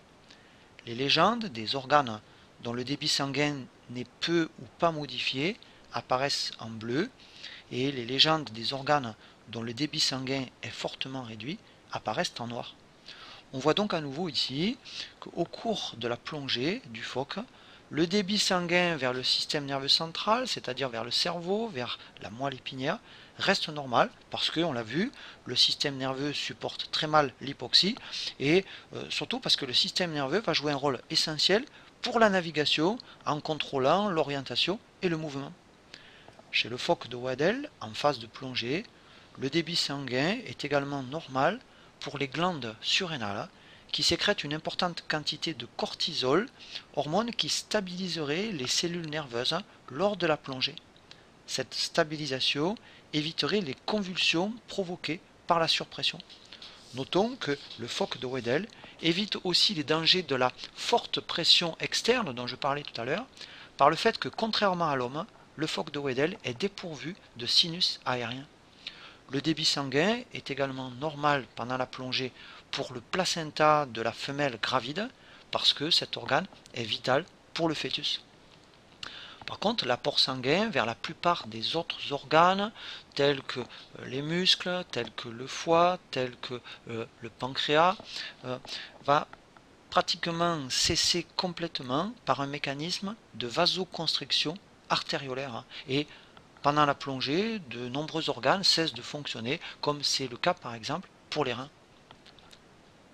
Pendant la plongée, les modifications de flux sanguin sont accompagnées également d'une diminution notable de la fréquence cardiaque, c'est-à-dire d'une bradycardie. Et on va étudier par exemple le rythme cardiaque du phoque gris, Alicherus grypus, qui est un phoque qui vit en Atlantique Nord et dans la mer Baltique et qui peut plonger pendant 30 minutes. Sa fréquence cardiaque lors de l'immersion, qui est une immersion ici qui dure 4 minutes, va passer de 140 battements minutes à 20 battements minutes. Donc on a bien une bradycardie au moment de la plongée et la fréquence cardiaque peut même descendre à 4 battements minutes pendant de longues périodes d'immersion. Un réflexe similaire a été mis en évidence chez de nombreuses autres espèces qui plongent. Ce ralentissement du rythme cardiaque ou bradycardie lors de la plongée des mammifères aquatiques a également été observé chez l'homme. Ainsi, au cours d'une plongée en apnée sous la glace, un plongeur a atteint après entraînement une profondeur de 70 mètres et sa fréquence cardiaque était alors seulement de 18 battements par minute. Et cette bradycardie suggère chez l'homme une adaptation cardiovasculaire identique à celle des mammifères plongeurs tels que le phoque. La bradycardie présente 4 intérêts qui apparaissent en jaune sur ce schéma. La bradycardie, lors de la plongée, va soulager le travail du cœur. La bradycardie va également diminuer les besoins en oxygène du muscle cardiaque qui reste donc pendant la plongée en fonctionnement aérobie. Comme le débit cardiaque est égal au produit de la fréquence cardiaque par le volume d'éjection systolique, la diminution de la fréquence cardiaque lors de la plongée va diminuer le débit cardiaque. Or, nous avons vu que la pression artérielle est égale au produit du débit cardiaque par la résistance périphérique totale. Et la résistance périphérique totale est augmentée par la vasoconstriction artériolaire qui se produit au moment de la plongée. Donc la diminution du débit cardiaque lors de la plongée va permettre d'éviter l'hypertension, c'est-à-dire qu'elle va permettre de maintenir une pression sanguine à un niveau normal alors que de nombreuses artérioles, on l'a vu, sont en constriction. Enfin, la diminution du débit sanguin va également ralentir le métabolisme et elle va donc limiter ainsi la consommation d'oxygène par les tissus. Après avoir vu les adaptations cardiovasculaires, nous allons aborder les adaptations métaboliques lors de la plongée. La plupart des muscles, qu'ils soient ou non en forte activité, ne reçoivent pratiquement pas de sang au cours de la plongée. Après l'utilisation de l'oxygène lié à la myoglobine des muscles, le travail musculaire va utiliser l'ATP issu du métabolisme anaérobie lactique, métabolisme dont je vous ai parlé dans la 5e vidéo de ce chapitre. Cette figure présente des résultats obtenus chez un phoque de Weddell lors d'une plongée de 12 minutes. On a mesuré avant, pendant puis après la plongée les teneurs sanguines en oxygène, en CO2 et en lactate, c'est la partie grand A de ce document. On a mesuré aussi le débit ventilatoire, c'est la partie grand B de ce document. Et on a mesuré enfin l'absorption de l'oxygène et le rejet de CO2, c'est la partie grand C de ce document. Pendant la phase d'immersion, c'est-à-dire pendant les 12 minutes que dure la plongée, le phoque est en apnée et donc son débit ventilatoire est nul, comme on peut le voir ici. Cette interruption de la ventilation entraîne, pendant la plongée, d'une part une augmentation du CO2 sanguin et d'autre part un épuisement progressif de l'oxygène sanguin. Lors de la plongée, les modifications du flux sanguin, c'est-à-dire la forte diminution de l'irrigation de la plupart des tissus, déterminent la mise en route d'un métabolisme anaérobie lactique qui produit donc du lactate. Ce métabolisme anaérobie lactique est limité aux muscles squelettiques et aux tissus isolés du circuit sanguin. Mais on voit sur ce graphe que la concentration sanguine en lactate augmente peu pendant l'immersion. En effet, l'apport sanguin étant interrompu, les tissus isolés à métabolisme anaérobie ne vont donc pas libérer de lactate dans la circulation générale tant que l'animal n'est pas remonté à la surface. Par contre, une augmentation importante du lactate sanguin est observable lorsque la plongée s'achève, c'est-à-dire lors du rétablissement de la circulation au niveau des muscles, au niveau des organes abdominaux, c'est-à-dire au niveau des organes dont l'irrigation avait été interrompue. Nous avons vu dans la 5e vidéo du chapitre 7 que le métabolisme anaérobie lactique engendre une dette en oxygène. La dette en oxygène, contractée pendant la plongée et à laquelle on peut s'attendre, est représentée par la surface marron sur ce document. En raison de l'interruption de la ventilation et de la mise en route d'un métabolisme anaérobie, la consommation d'oxygène cesse pendant la plongée et cette surface marron représente donc le volume d'oxygène qui aurait été normalement consommé par le phoque pendant les 12 minutes que dure la plongée si son métabolisme avait été uniquement aérobie. On reviendra dans un instant sur le remboursement de cette dette lactique en oxygène. Puis, quand le phoque sort de l'eau, le foie, les poumons et d'autres organes vont contribuer à l'élimination du lactate sanguin, donc diminution de la concentration en lactate dans le sang. Le lactate sert alors en partie à synthétiser du glycogène dans le foie et dans les muscles, et une partie plus faible du lactate subit une oxydation complète, oxydation en CO2 et H2O. Le CO2 accumulé dans le sang au cours de la plongée, donc ici, et le pic de lactate à la fin de la phase d'immersion vont provoquer, via les chémorécepteurs, une augmentation du débit ventilatoire qui est observable ici. Cette hyperventilation est un réflexe nerveux qui apparaît donc dès la fin de la plongée. Cette hyperventilation va permettre de payer, de rembourser la dette lactique en oxygène évoquée précédemment. La quantité d'oxygène consommée en supplément lors de l'hyperventilation après la plongée est représentée ici par la zone en beige clair.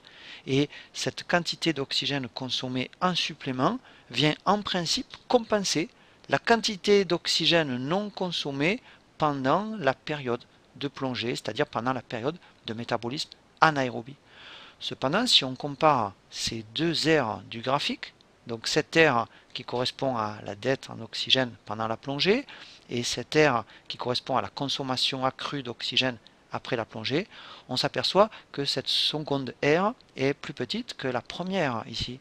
C'est-à-dire que la quantité d'oxygène consommée en supplément est finalement inférieure à la quantité d'oxygène qui n'a pas été consommée et qui représente la dette en oxygène liée à la plongée.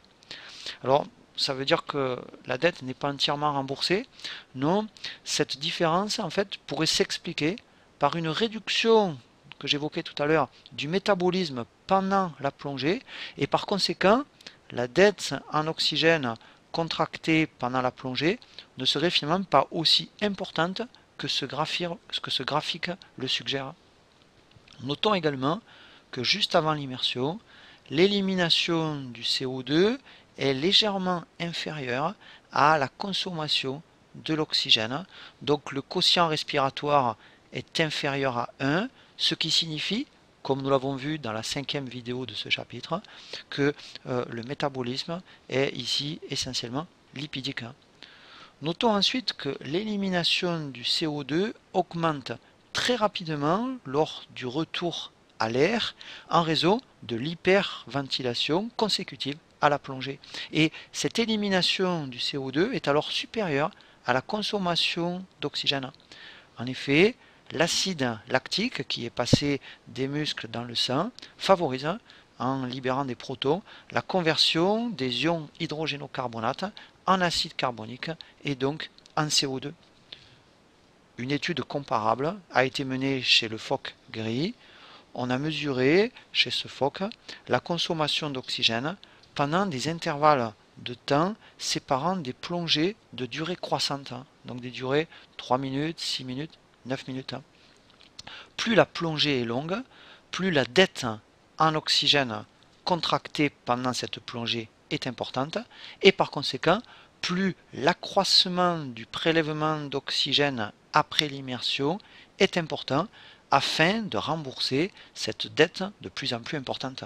Mais comme on l'a vu chez le phoque de Weddell, la surface beige ici qui représente la quantité d'oxygène consommée en supplément grâce à l'hyperventilation est plus petite que la surface marron correspondant à la quantité d'oxygène non consommée pendant la période anaérobie de plongée, et comme nous l'avons dit précédemment, cette différence pourrait être due à une réduction du métabolisme lors de la plongée.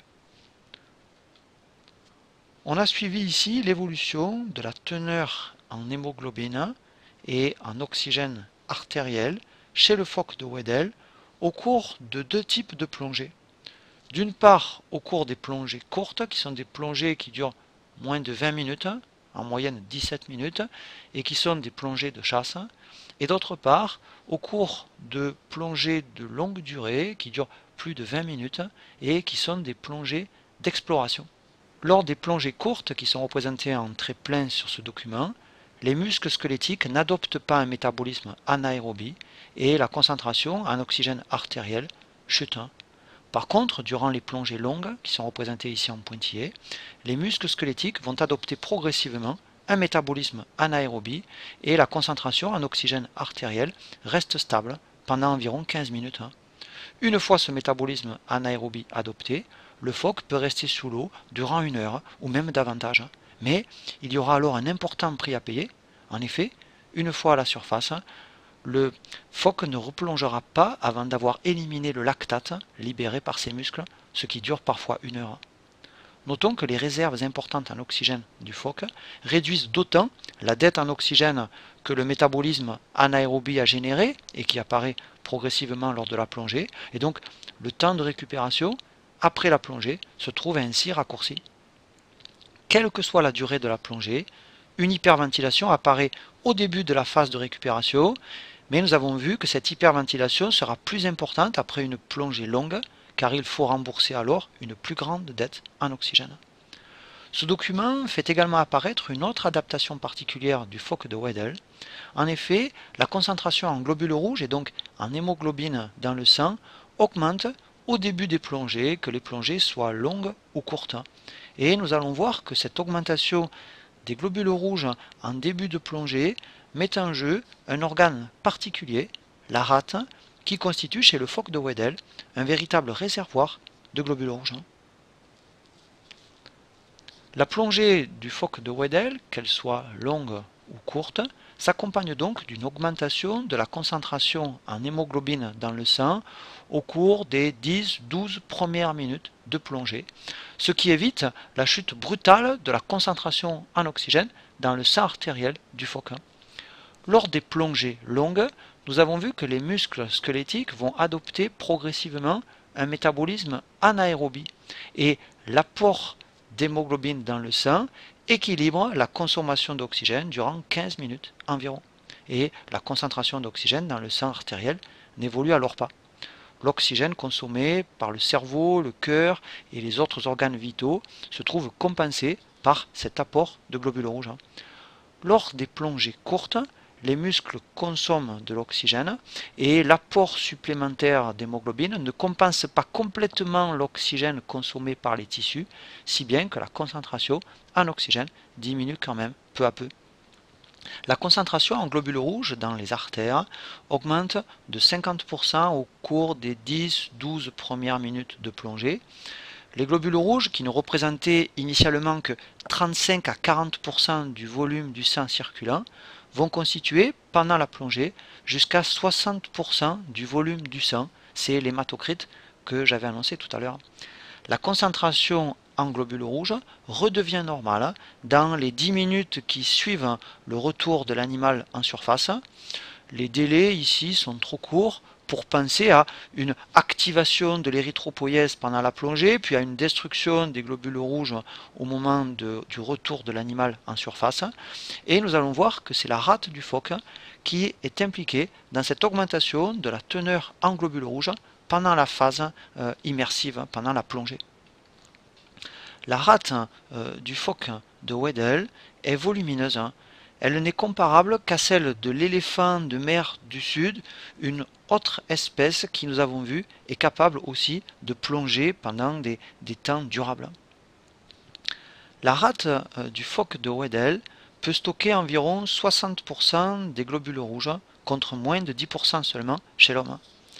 La rate du phoque peut stocker ainsi jusqu'à 24 litres de globules rouges. La rate est un organe qui peut aussi se contracter sous la commande nerveuse exercée par le système sympathique, lequel est activé lorsqu'un mammifère plonge et également lorsqu'il est effrayé. La rate du phoque de Weddell est donc une sorte de réservoir compressible capable de stocker des globules rouges chargés d'oxygène lorsque le phoque respire en surface et de les libérer ensuite lors de la plongée. Le système veineux du phoque est capable aussi d'une importante dilatation, comme on le voit ici pour la veine cave postérieure. Et la contraction de la rate, mentionnée par ces flèches, ainsi que le relâchement d'un sphincter, qui est mentionné ici par ces flèches, vont permettre d'injecter des globules rouges chargés d'oxygène dans la circulation générale. Lors des plongées courtes, les muscles consomment de l'oxygène et la concentration sanguine d'oxygène diminue régulièrement car dans ce cas, la rate ne libère sans doute pas assez rapidement les globules rouges stockés et elle ne compense donc pas la perte de l'oxygène consommé par les muscles. Après le retour du phoque à l'air libre, les globules rouges sont rechargés en oxygène et ils sont restockés dans la rate, ce qui explique ici la diminution du taux d'hémoglobine dans le sang pendant la phase de récupération qui suit la plongée du phoque de Weddell, que ce soit une plongée courte ou une plongée longue. Pour terminer cette présentation des adaptations du phoque de Weddell, j'aborderai les adaptations pulmonaires en 4 points. Une première adaptation concerne les poumons du phoque, qui sont en effet des poumons peu volumineux. Et le phoque va éviter la narcose à l'azote lors de la descente et il va éviter la formation de bulles d'azote lors de la remontée parce que ces poumons, peu volumineux par rapport à son poids, retiennent peu d'azote susceptible ensuite de diffuser dans le sang lors de la plongée. Notons aussi que par rapport à la cage thoracique de l'homme, celle du phoque est peu volumineuse, ce qui lui permet d'éviter les problèmes mécaniques qui pourraient résulter de la compression à grande profondeur. Une seconde adaptation pulmonaire est l'expiration que réalise le phoque de Weddell avant la plongée. En effet, le phoque expire avant de plonger, ce qui diminue le volume d'air contenu dans ses poumons et ce qui facilite donc la descente en réduisant la flottabilité du phoque. Nous avons vu que l'homme qui va plonger en apnée va au contraire inspirer avant de plonger, de façon à partir avec la réserve d'air la plus élevée possible. Une troisième adaptation est la rigidité des bronches et des bronchioles du phoque. Au cours de la plongée, l'eau exerce une forte pression sur la cage thoracique du phoque, laquelle est très souple. L'azote résiduel est donc chassé des alvéoles et il va passer dans les bronches. Les bronches et les bronchioles du phoque sont maintenues par des anneaux cartilagineux et elles constituent une sorte de réservoir rigide d'air. Contrairement aux alvéoles, ces conduits ne sont pas en contact direct avec le sang et les bronches et les bronchioles du phoque n'introduisent donc pas d'azote dans la circulation sanguine.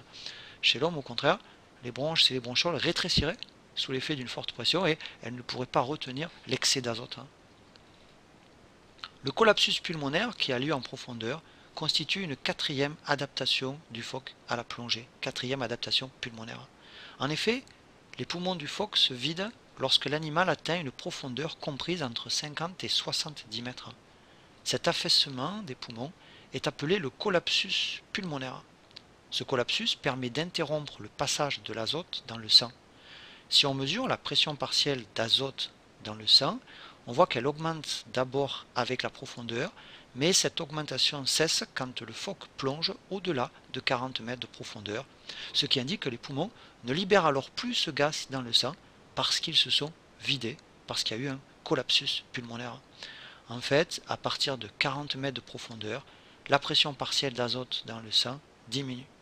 Ce collapsus pulmonaire a donc l'intérêt de limiter la quantité d'azote qui peut passer dans le sang au cours d'une plongée et il permet par conséquent d'éviter au phoque la narcose à l'azote lors de la descente, puis les problèmes de décompression lors de la remontée. Après ce collapsus pulmonaire, durant le reste de la plongée, le passage de l'azote dans les muscles et dans la graisse limite encore les risques. La diminution de la pression partielle d'azote dans le sang qui suit le collapsus pulmonaire se produit donc aussi parce qu'une partie de l'azote va quitter le sang et diffuser dans les muscles et dans la graisse. Pour conclure ce 7e chapitre consacré à la respiration des animaux, je voudrais insister sur 4 points. Le premier point de cette conclusion concerne le dioxygène. Nous avons vu que le dioxygène est nécessaire à la vie aérobie. On a vu que l'oxygène est indispensable à la respiration des cellules eucaryotes. On a vu que l'oxygène est le comburant fondamental de la respiration cellulaire. Le comburant, je vous rappelle, c'est le corps qui, par combinaison avec un autre, amène la combustion de ce dernier. En fait, l'oxygène est l'accepteur final des électrons de la chaîne respiratoire. Et la respiration des cellules eucaryotes aérobies est un processus très conservé pour l'ensemble des cellules eucaryotes, et la mitochondrie est l'organite qui est le siège de ce processus de respiration cellulaire. La respiration cellulaire permet la synthèse d'ATP à partir du carburant que constituent les molécules organiques d'origine alimentaire chez les organismes qualifiés d'hétérotrophes tels que les animaux.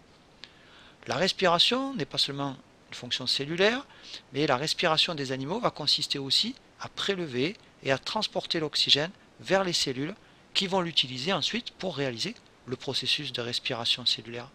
Et nous avons vu que le système respiratoire permet de puiser l'oxygène dans le milieu extérieur. Ainsi, des systèmes respiratoires plus ou moins complexes se sont mis en place permettant l'absorption d'oxygène. La peau des animaux à respiration cutanée, mais aussi les poumons, les branchies et les trachées permettent cette entrée d'oxygène. Ces systèmes sont étroitement liés au milieu de vie, car nous avons vu que l'eau et l'air n'ont pas les mêmes caractéristiques, en particulier vis-à-vis de l'oxygène. Ces systèmes respiratoires partagent des similitudes en raison des lois physiques communes que sont les lois de la diffusion qui régissent les échanges gazeux et rendent alors nécessaire l'existence d'un échangeur de faible épaisseur et de grande surface. Nous avons aussi abordé dans ce chapitre les mécanismes permettant de ventiler les surfaces impliquées dans ces échanges de gaz respiratoires. Un autre système que le système respiratoire s'est avéré nécessaire pour permettre ensuite l'approvisionnement des cellules en oxygène.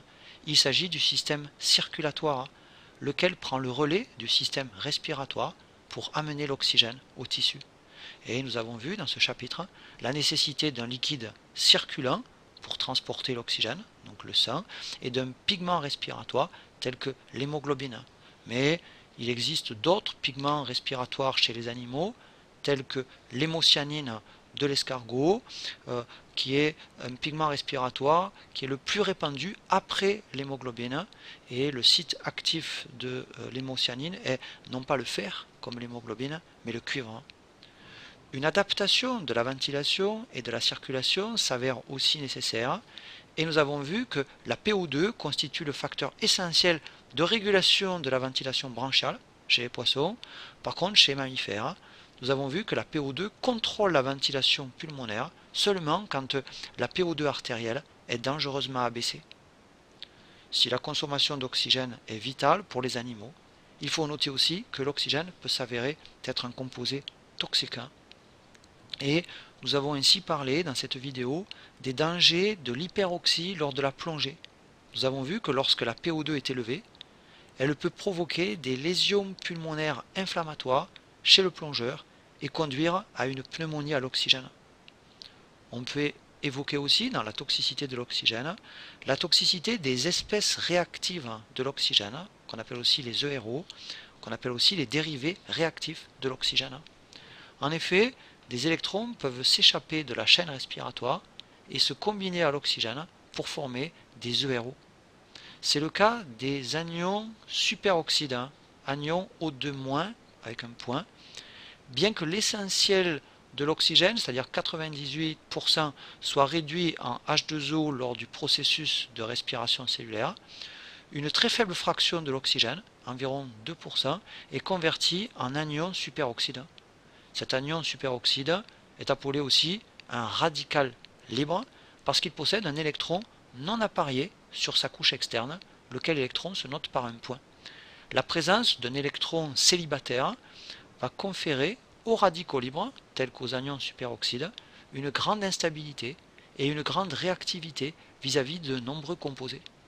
Par exemple, les anions superoxydes vont réagir avec les UCP mitochondriales, ces protéines de découplage dont je vous ai parlé dans le second chapitre de ces enseignements, ce qui va activer les UCP, induisant ainsi une diminution de la synthèse d'ATP. Les espèces réactives de l'oxygène, telles que les anions superoxydes, mais aussi tels que le peroxyde d'hydrogène, qu'on appelle aussi l'eau oxygénée, ces ERO peuvent être générés et ont une durée de vie très brève, mais ils sont aussi très toxiques. Ils vont endommager les molécules organiques et surtout l'ADN, notamment l'ADN mitochondrial. En effet, l'ADN présent dans les mitochondries est beaucoup plus vulnérable que l'ADN nucléaire parce que l'ADN mitochondrial n'est pas protégé par la chromatine, ce qui peut conduire à des mutations et notamment à des mutations de l'ADN mitochondrial. La production d'énergie peut être alors perturbée et le processus de vieillissement peut se trouver accéléré. Chez un animal qui est soumis à une restriction calorique, le manque de nutriments va entraîner une diminution de la respiration cellulaire et par conséquent aussi à une diminution de la libération des espèces réactives de l'oxygène, ce qui va retarder le vieillissement de l'animal. Les anions superoxydes sont aussi utilisés par le macrophage pour détruire les bactéries par un processus qu'on appelle l'explosion oxydative. Ce processus met en jeu une enzyme, la NADPH oxydase, présente sur la membrane plasmique du macrophage et aussi présente sur la membrane des phagolysosomes du macrophage. Cette enzyme est activée lors de la phagocytose, elle catalyse la réaction suivante, réaction qui, on le voit, aboutit à la libération d'anions superoxydes qui vont avoir un effet antibactérien. Notons que les cellules possèdent des moyens de défense contre les espèces réactives de l'oxygène. Ainsi, la superoxyde dismutase, ou SOD, est une enzyme cytosolique qui permet la conversion des anions superoxydes en oxygène, ce qui libère du peroxyde d'hydrogène. Et dans le peroxysome, une autre enzyme, la catalase, va permettre de convertir le peroxyde d'hydrogène en eau et en oxygène, c'est-à-dire en composés ne présentant plus de nocivité. Des mutations du gène de la SOD ont été associées au vieillissement prématuré et aussi à certains cancers, l'individu affecté ne pouvant plus se protéger correctement contre les anions superoxydes. Le second point de cette conclusion générale concerne le CO2. Le CO2 est un déchet de la respiration cellulaire que l'organisme doit éliminer. Le CO2 est en effet un produit terminal du catabolisme cellulaire, libéré par la mitochondrie au cours des réactions de décarboxylation de la matière organique qui ont lieu lors du cycle de Krebs. Ce déchet est ensuite transporté dans le sang sous plusieurs formes, essentiellement sous forme dissoute chez les animaux aquatiques, mais surtout sous forme combinée chez les animaux à respiration pulmonaire, avec, on l'a vu notamment, la formation de carbhémoglobine. Le CO2 est ensuite éliminé par diffusion à travers les échangeurs respiratoires que constituent peau, branchies, poumons et trachées. Rappelons que le CO2 est mieux éliminé chez les poissons que chez les mammifères, ce qui explique que la PCO2 artérielle chez les mammifères est une valeur élevée de 40 mm de mercure. Mais le CO2 est aussi un composé utile. En effet, le CO2 rejeté par la respiration cellulaire est utilisé comme source de carbone pour le processus de photosynthèse qui est réalisé par les organismes autotrophes tels que les végétaux chlorophylliens, ce qui permet la production de matière organique qui va servir à son tour de carburant à la respiration cellulaire. Les cellules végétales respirent jour et nuit grâce à leur mitochondrie et les cellules végétales chlorophylliennes, par exemple des feuilles, contiennent aussi des chloroplastes qui sont le siège du processus de photosynthèse qui a lieu le jour et qui va libérer de l'oxygène nécessaire à la respiration de tous les organismes vivants. Chez les mammifères, nous avons vu aussi que le CO2 était un stimulus fondamental du réflexe nerveux de régulation de la ventilation pulmonaire. Ainsi, une élévation de la PCO2 artérielle au-dessus de 40 mm de mercure entraîne par voie réflexe une hyperventilation qui va permettre de réguler la PCO2 artérielle. Et nous avons vu aussi que la régulation du CO2 sanguin par ce contrôle nerveux de la ventilation permettait de réguler également le pH du sang. Je vous ai montré aussi le rôle clé des globules rouges dans la transformation du CO2 sanguin en ions hydrogénocarbonate et ces ions constituent la réserve alcaline du plasma, jouant un rôle important dans la régulation du pH plasmatique. Je voulais vous montrer dans cette conclusion un troisième point important. En effet, l'étude de la fonction respiratoire des animaux permet aussi de mettre en évidence l'interdépendance des différents systèmes que constitue l'organisme animal. Le système respiratoire des mammifères est constitué des poumons et des voies aériennes, et il est en relation en fait avec les autres systèmes de l'organisme. Par exemple, le système cardiovasculaire permet de transporter les gaz respiratoires entre les poumons et les tissus, le cœur servant de pompe et les vaisseaux servant de canalisation. Le système osseux joue aussi un rôle parce que les os de la cage thoracique protègent les poumons et protègent également les bronches, et puis les côtes servent de point d'insertion aux muscles intercostaux qui interviennent dans la ventilation. Le système musculaire est aussi nécessaire à la ventilation puisque nous avons vu les muscles ventilatoires sont impliqués. On a vu notamment le diaphragme qui joue un rôle majeur dans l'inspiration. Le système nerveux somatique commande l'activité des muscles squelettiques de la ventilation. On a vu par exemple le nerf phrénique qui commande la contraction du diaphragme. Le système nerveux végétatif est aussi impliqué dans la régulation du système respiratoire. On a vu le nerf 10 qui jouait un rôle important dans la régulation de la ventilation. On a vu par exemple le système nerveux sympathique qui exerçait un effet bronchodilatateur, alors que par opposition, le système nerveux parasympathique exerçait un effet bronchoconstricteur. Et nous avons décrit dans ce chapitre plusieurs réflexes nerveux de régulation de la ventilation, mettant en jeu des nerfs sensitifs, des nerfs moteurs, et entre nerfs sensitifs et nerfs moteurs, des centres nerveux intégrateurs, dont les centres respiratoires du bulbe rachidien. Le système endocrinien influence également le système respiratoire.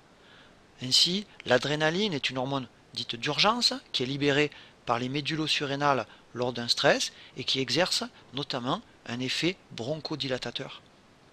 Le système immunitaire est aussi en relation avec le système respiratoire. Par exemple, les amygdales du pharynx abritent des lymphocytes et on a vu qu'on trouvait des macrophages à l'intérieur des alvéoles. Si l'on prend séparément chacun de nos autres systèmes que le système respiratoire, ils sont en fait chacun aussi en relation avec tous les autres systèmes de notre corps. L'organisme doit finalement être perçu comme une véritable unité fonctionnelle, intégrant l'ensemble des systèmes interconnectés. Je voulais vous montrer, pour terminer cette conclusion, que dans ce 7e chapitre, nous avions vu que l'organisme animal s'adaptait aux contraintes et aux variations du milieu de vie qu'il occupe. Ces adaptations ont lieu en permanence. Il s'agit alors de la régulation permanente des grands équilibres de l'organisme, dont émerge la notion fondamentale en physiologie d'homéostasie. L'homéostasie est un équilibre dynamique qui nous maintient en vie, un équilibre qui maintient constant les paramètres physico-chimiques du milieu intérieur, un mécanisme mettant en jeu des processus actifs de régulation.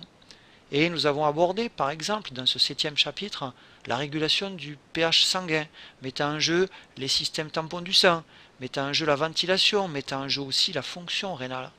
Et dans chacun des 7 chapitres de l'ensemble de ces enseignements de physiologie animale, nous avons abordé à chaque fois des systèmes de régulation, par exemple la régulation hormonale de la glycémie dans le chapitre 1, les mécanismes d'homéothermie dans le chapitre 2, la régulation de l'équilibre hydrominéral dans le chapitre 3, la régulation de la concentration sanguine de testostérone dans le chapitre 4, la régulation de la PCO2 artérielle dans le chapitre 7. Mais l'organisme animal doit aussi s'adapter à des conditions très particulières, voire des conditions extrêmes.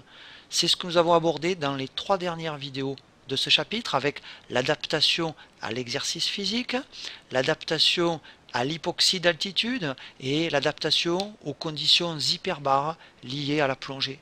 Et il s'agissait dans chacun de ces 3 exemples de situations contraignantes bien différentes les unes des autres et mettant en route des mécanismes spécifiques d'adaptation. Ainsi se terminent ces cours de physiologie animale. J'espère que cet ensemble de vidéos vous aura intéressé et vous aura permis de progresser dans cette discipline. Et au moment de clôturer ces enseignements, je voudrais remercier particulièrement l'équipe de la Web TV de l'Université de Montpellier et notamment Karim Berouag pour le travail efficace qu'il a effectué sur ces vidéos, mais aussi Julien Noël et Malik Slimani pour leur disponibilité tout au long de l'année. Et je remercie aussi tous mes étudiants qui, depuis pas mal d'années déjà, ont manifesté de l'intérêt pour mes enseignements et m'ont aidé par leurs questions, par leur curiosité permanente à construire cet ensemble de cours. Merci à tous et à très bientôt pour de nouveaux enseignements en vidéo.